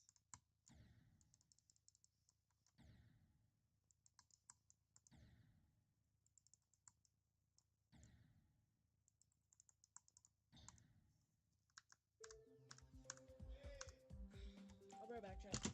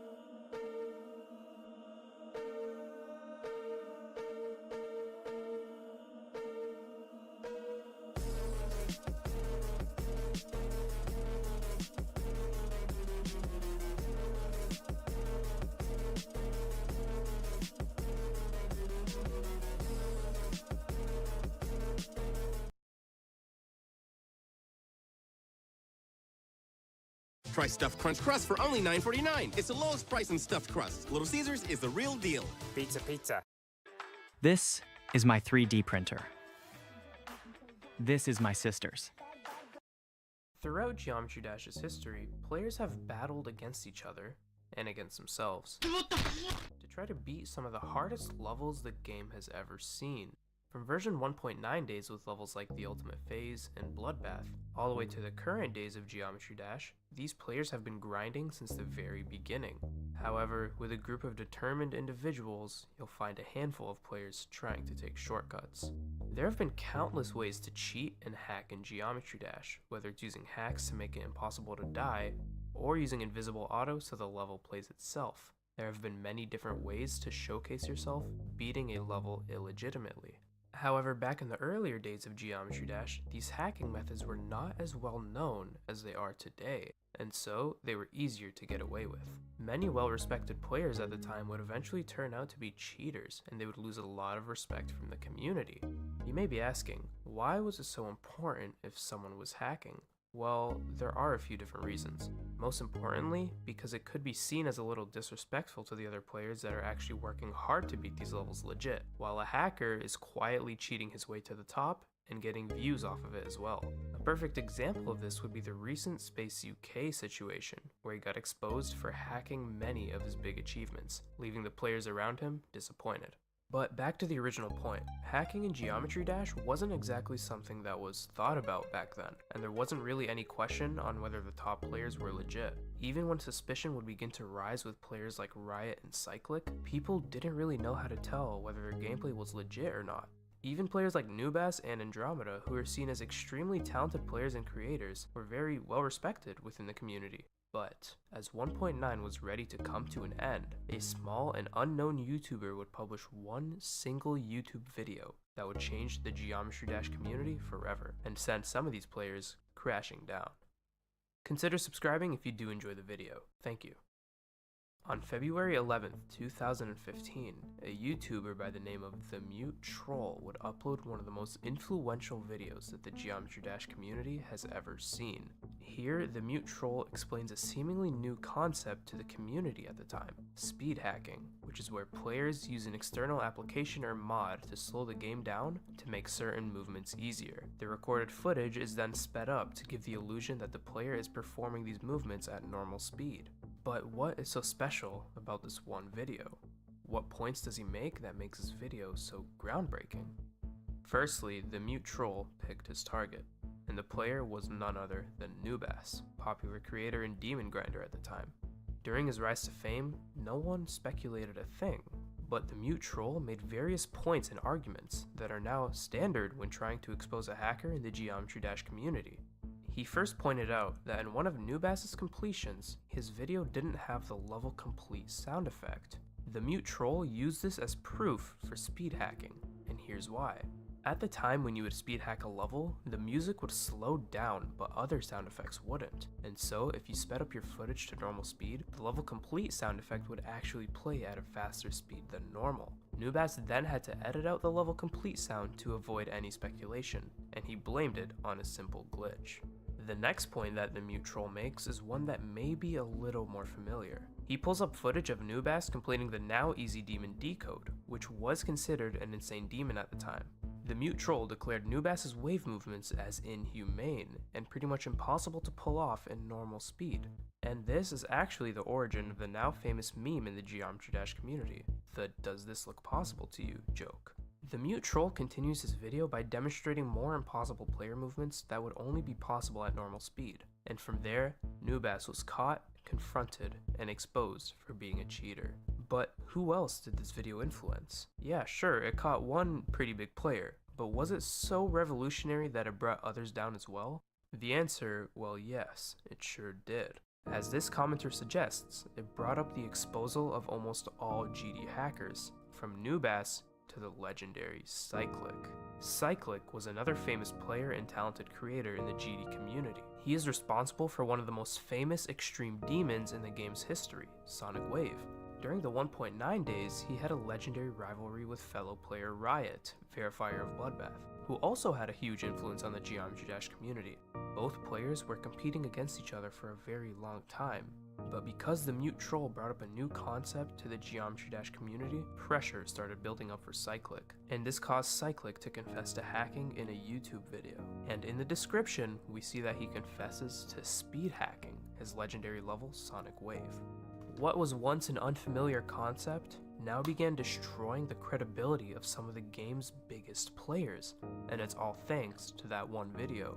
And so, the Mute Troll and his now incredibly popular discovery is the main reason why it's so incredibly difficult to get away with hacking in Geometry Dash, especially speed hacking.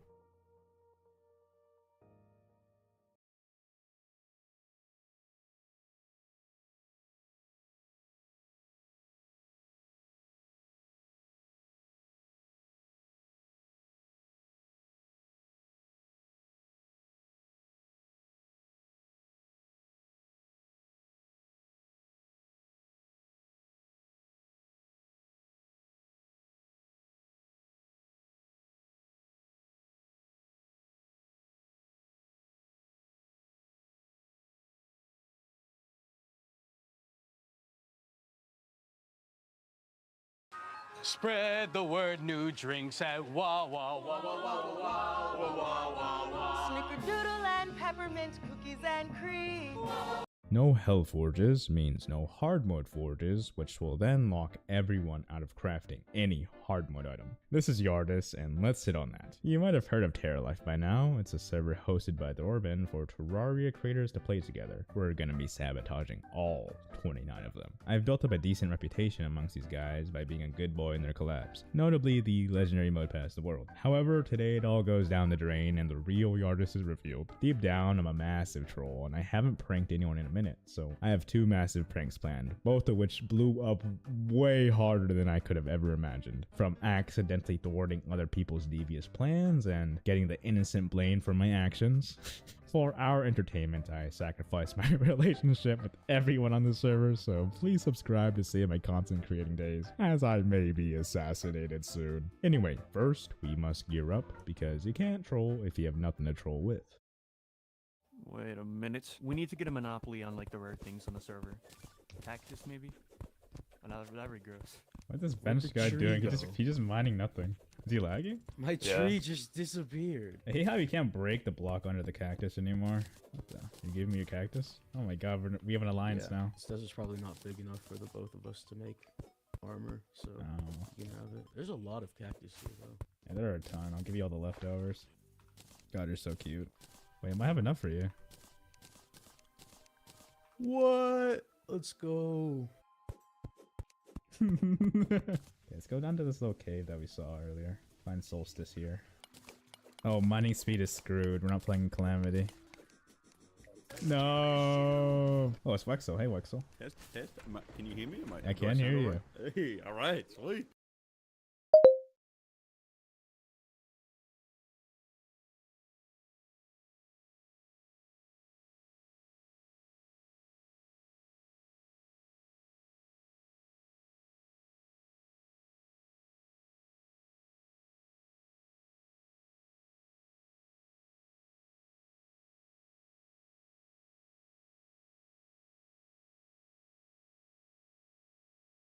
While the most famous way to stack overhanging blocks is the Tower of Lyra, it's not actually best.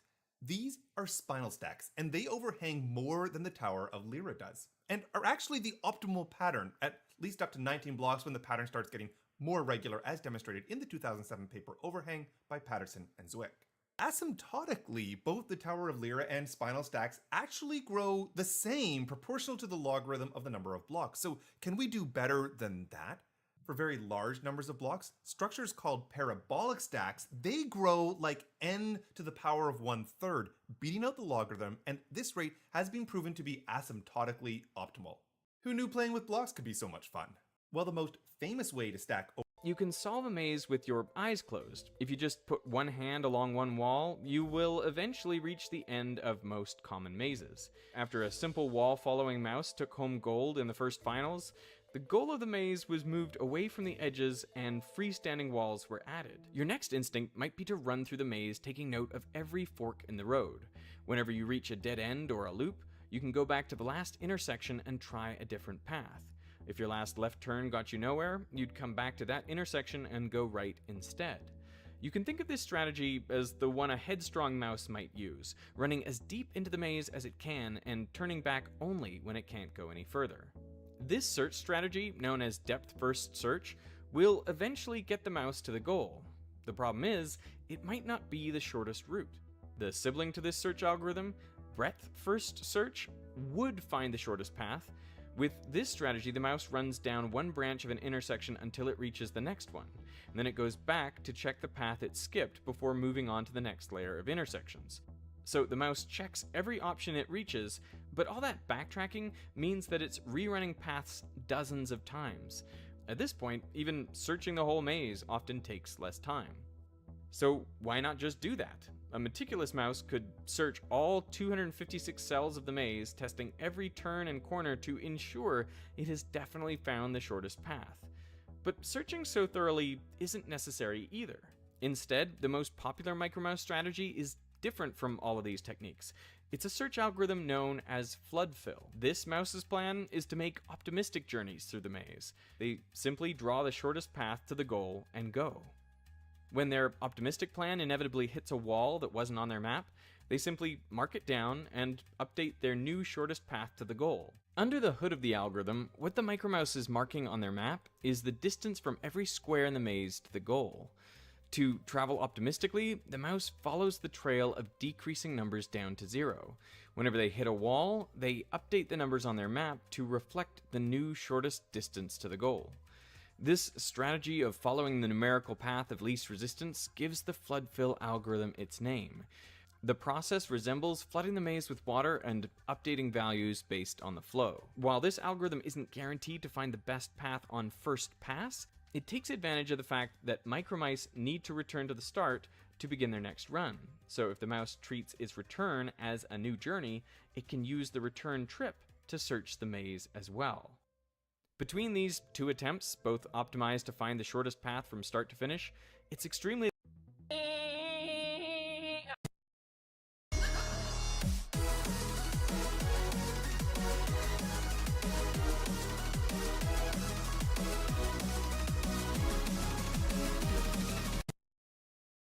I decorated.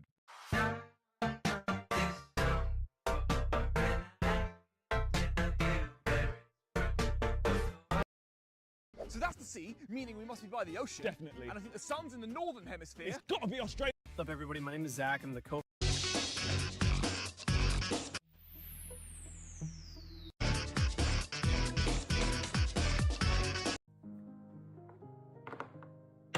The greatest and worst Roblox gear is the Boombox. Now, Boomboxes were a series of Roblox gears you could buy, and they all essentially did the same thing, which was to allow you to play custom audio. But you couldn't just play audio from YouTube, because the way it worked was that you had to put in an audio ID for the Boombox, and the audio itself had to be uploaded and approved by Roblox before you could use it. But back then, there were lots of songs you could pick, and even if you didn't know how to copy and paste the ID, every Boombox had Raining Tacos as its default song. But then what made it the worst gear? Well, do you remember how I said you could play any audio as long as it was uploaded and approved by Roblox? Well, it turns out people found a way to upload audio with racial slurs, so they used the Boomboxes to blast the audio in games. This has to be the hardest one I've seen yet. How on earth am I supposed to pronounce all this? I've pronounced plenty of cursed text before, but I barely know what I'm even looking at. Just to show you how absolutely cursed this text is, I tried putting it into Google Docs, and it didn't even render properly. I figured that at the very least, I could try to decipher what everything was. So, I split up all the sounds, removed all the redundant characters, and tried to figure out what all these obscure symbols were. Now, some of these weren't too challenging, but others were surprisingly difficult, like the unreleased palatal implosive, or the bilabial click with nasal fricative escape. With Google Play. Look what I just figured out.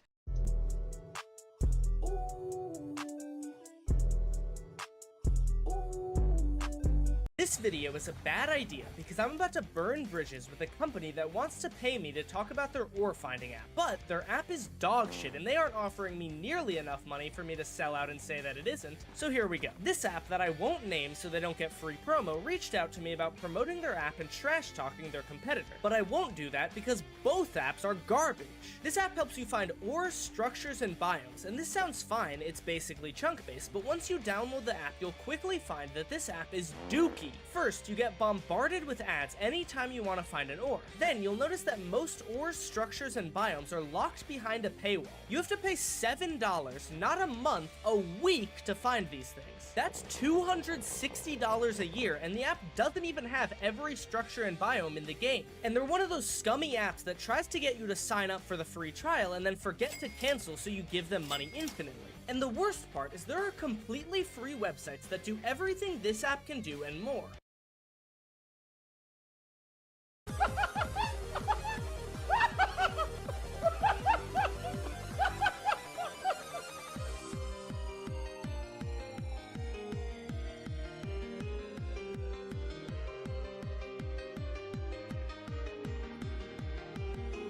Swag.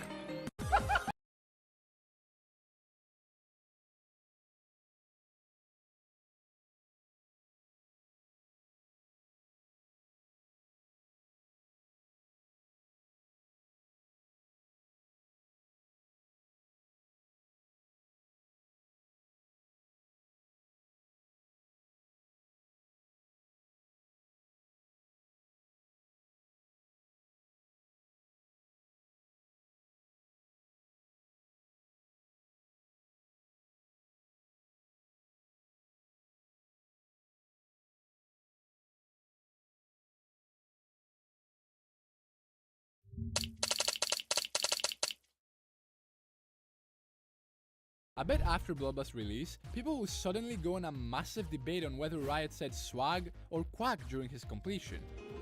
Swag. Now, Riot has apparently confirmed that he said swag, but I will always be a quack believer. Truly a thing that changed Geometry Dash forever. I bet after Bloodbath's release, people will suddenly go on a massive debate on whether Riot said swag or quack during his completion. Swag.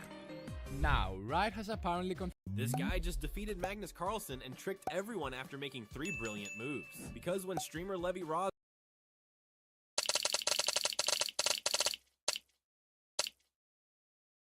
was offline playing on an anonymous account, he happened to pair against the 5-time world champion. I've just defeated the greatest chess player of all time. I was on my anonymous account, and I was playing in the 3-minute pool, and I got Magnus. But when the game started, they proceeded to blitz out the opening until Magnus made a mistake, but Levy didn't punish it. However, Magnus, seeing that it was a lower-rated player, decided to troll him, playing a Bong Cloud mid-game. In this position, he started disrespecting me.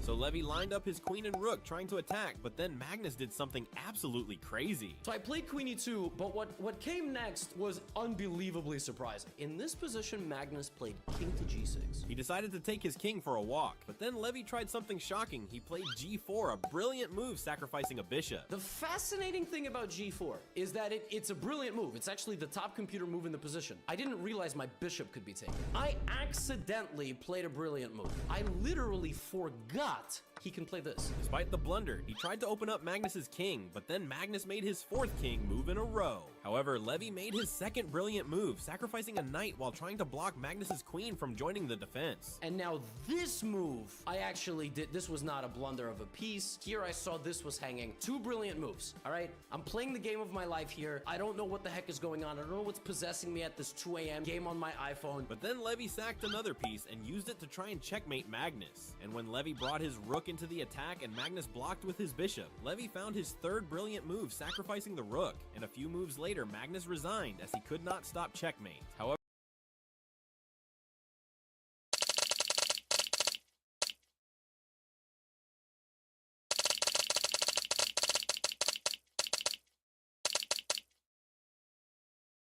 when this guy realized his opponent was cheating, he set a trap to expose him, because when streamer Gotham Chess was playing a chess game, his opponent was playing the best moves, which he was suggesting to his chat. This made him suspicious, so he decided to explain the top move in the position to see if his opponent would really play it. Now f6 is a very good move, because if I take, he just starts to get natural development.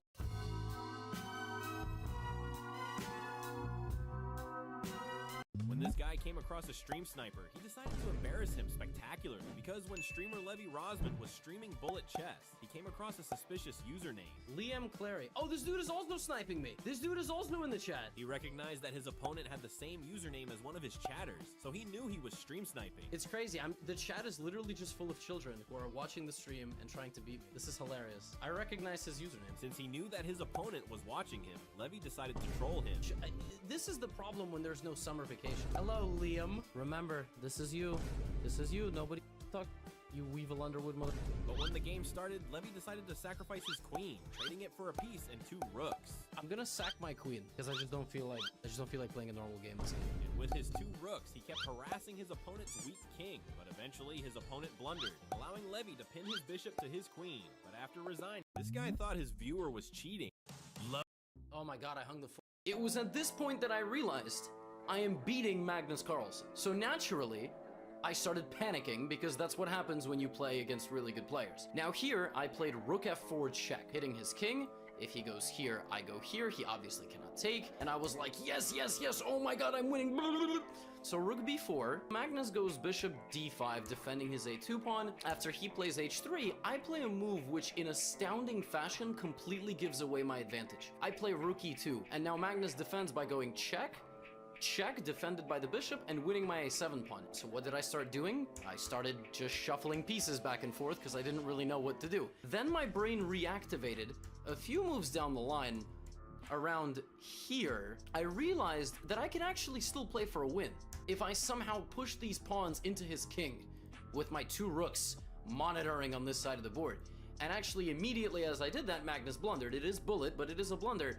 I played king h6, and then we shuffled, and well, I went king f4, and my logic with king f4, I set a trap for Magnus. Bishop takes g6, I go rook a2, and he cannot protect the pawn. He's the world champ, so he set a counter trap. He played bishop f3, and I was like, oh, Magnus Carlsen hung a bishop! And as I played that move, thinking this, I realized, always look for checks. And rook f6 check comes, and all of a sudden, I'm down a pawn. The rest of the game is kind of a tragedy.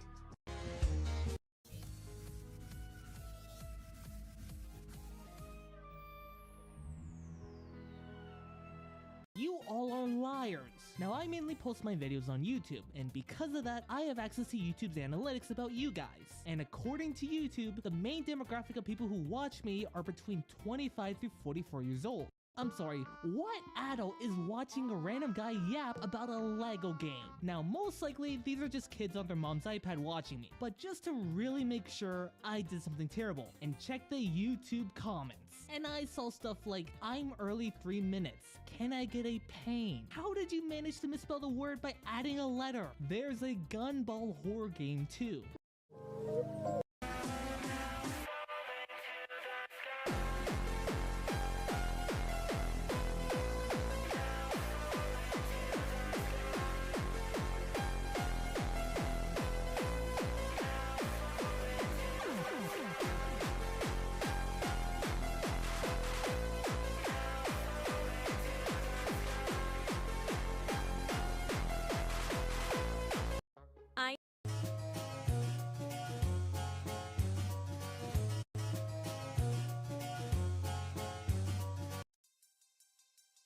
He was molested as a baby boy, messed up his head, it even changed the way he played with toys. Up late night rapping and they told him to quit making noise. Stuck in his feelings, he been spending every day annoyed. He wanna stand over. He was molested.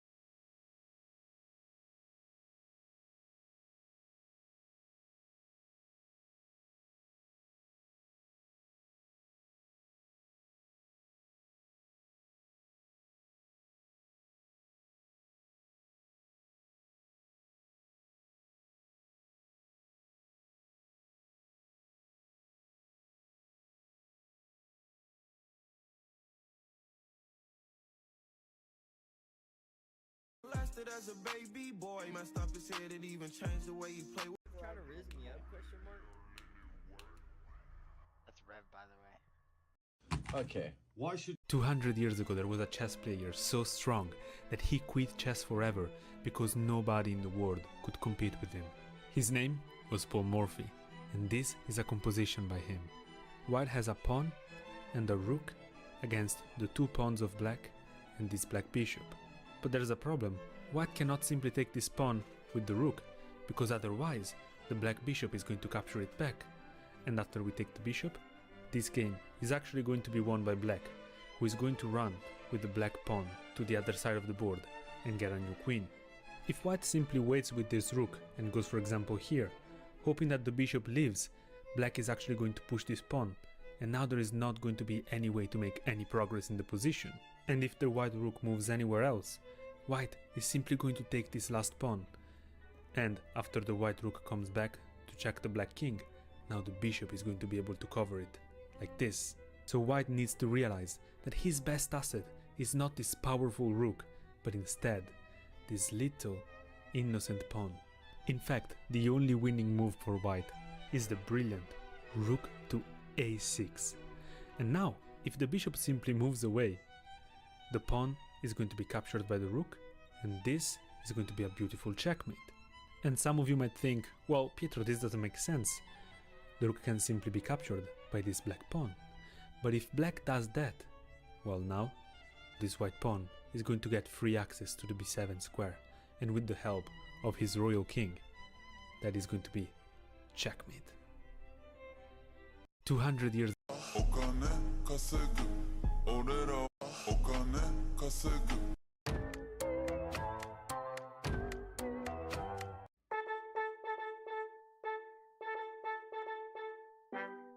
White uses the Uno card. It's a +4. White can add 4 extra pawns to the board. Black places the eraser, which can erase any piece except the king. White uses the ice cream to freeze the king and queen. But black came prepared with an anti-freeze potion. Whoa! Has black been cheating this whole time? No, it was a distraction. Black uses paper towel rolls to swap white's bishop with black's rook. White uses the hammer. Black uses the tennis ball. White tries to use marbles. Now black tries to move, but all of his pieces keep falling on the marbles. Wait, black set up the board incorrectly. The king should have been on e1. Was black actually cheating? Anyways, white just castles. Black must now give white another hammer, but oh, takes out his own pieces? Doesn't take out the king? White declares that a game of war will decide the champion. For the win! Ace beats queen! Black wins! Like and subscribe. White uses the Uno card. It's a +4. This SpongeBob soap is blowing my mind. The dumbest settings in Minecraft. When you launch Minecraft for the first time, there are some settings that are automatically set. Best blank hoodie. It's enough to make a grown man cry, and that's okay. You go right ahead, T. On TikTok, people have started a new disgusting trend. So a group of friends will go up to somebody, ask them to film a dance video for them from the front camera so they can see themselves. And then after they do this move, they flip the camera around to show the person who's recording, and the person is always someone somewhat funny looking, and they look so precious and happy to be helping them make the video, but they get made fun of just because they aren't conventionally attractive. This trend isn't even funny or anything. It's just straight up bullying. They call YouTube Shorts corny, but proceed to make bullying people for their looks a viral trend. On TikTok, people have started a new discussion.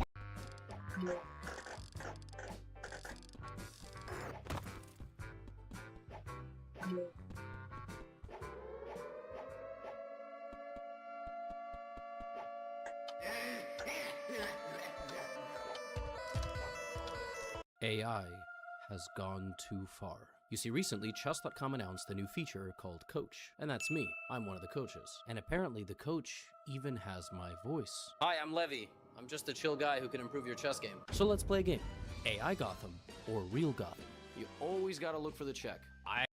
La Roche? The current top 5 Nullscapes that went unbeaten for over 400 days just got its second victory after this extremely underrated player finally beat it. The player Fwire, who's currently ranked 116th on the stats viewer and having completed mainless levels like Subterminal Point, Minus Dry and more, first streamed himself playing Nullscapes on September 12th, 2025 when he already had 55 to 100% and would go on to progress really fast, getting 77% on October 21st. Fwire sadly did not become the first victor of Nullscapes as the player Spooked uploaded his completion of it only 2 days later after secretly grinding it for over a year. But fast forward a month and Fwire just announced he finally beat Nullscapes. After getting 77%, Fwire started streaming Nullscapes pretty consistently, eventually getting 17 to 100 and then beating his best run from zero by getting 78% live on stream on November 27th. Fwire then managed to carry on his insane consistency to the next day as he just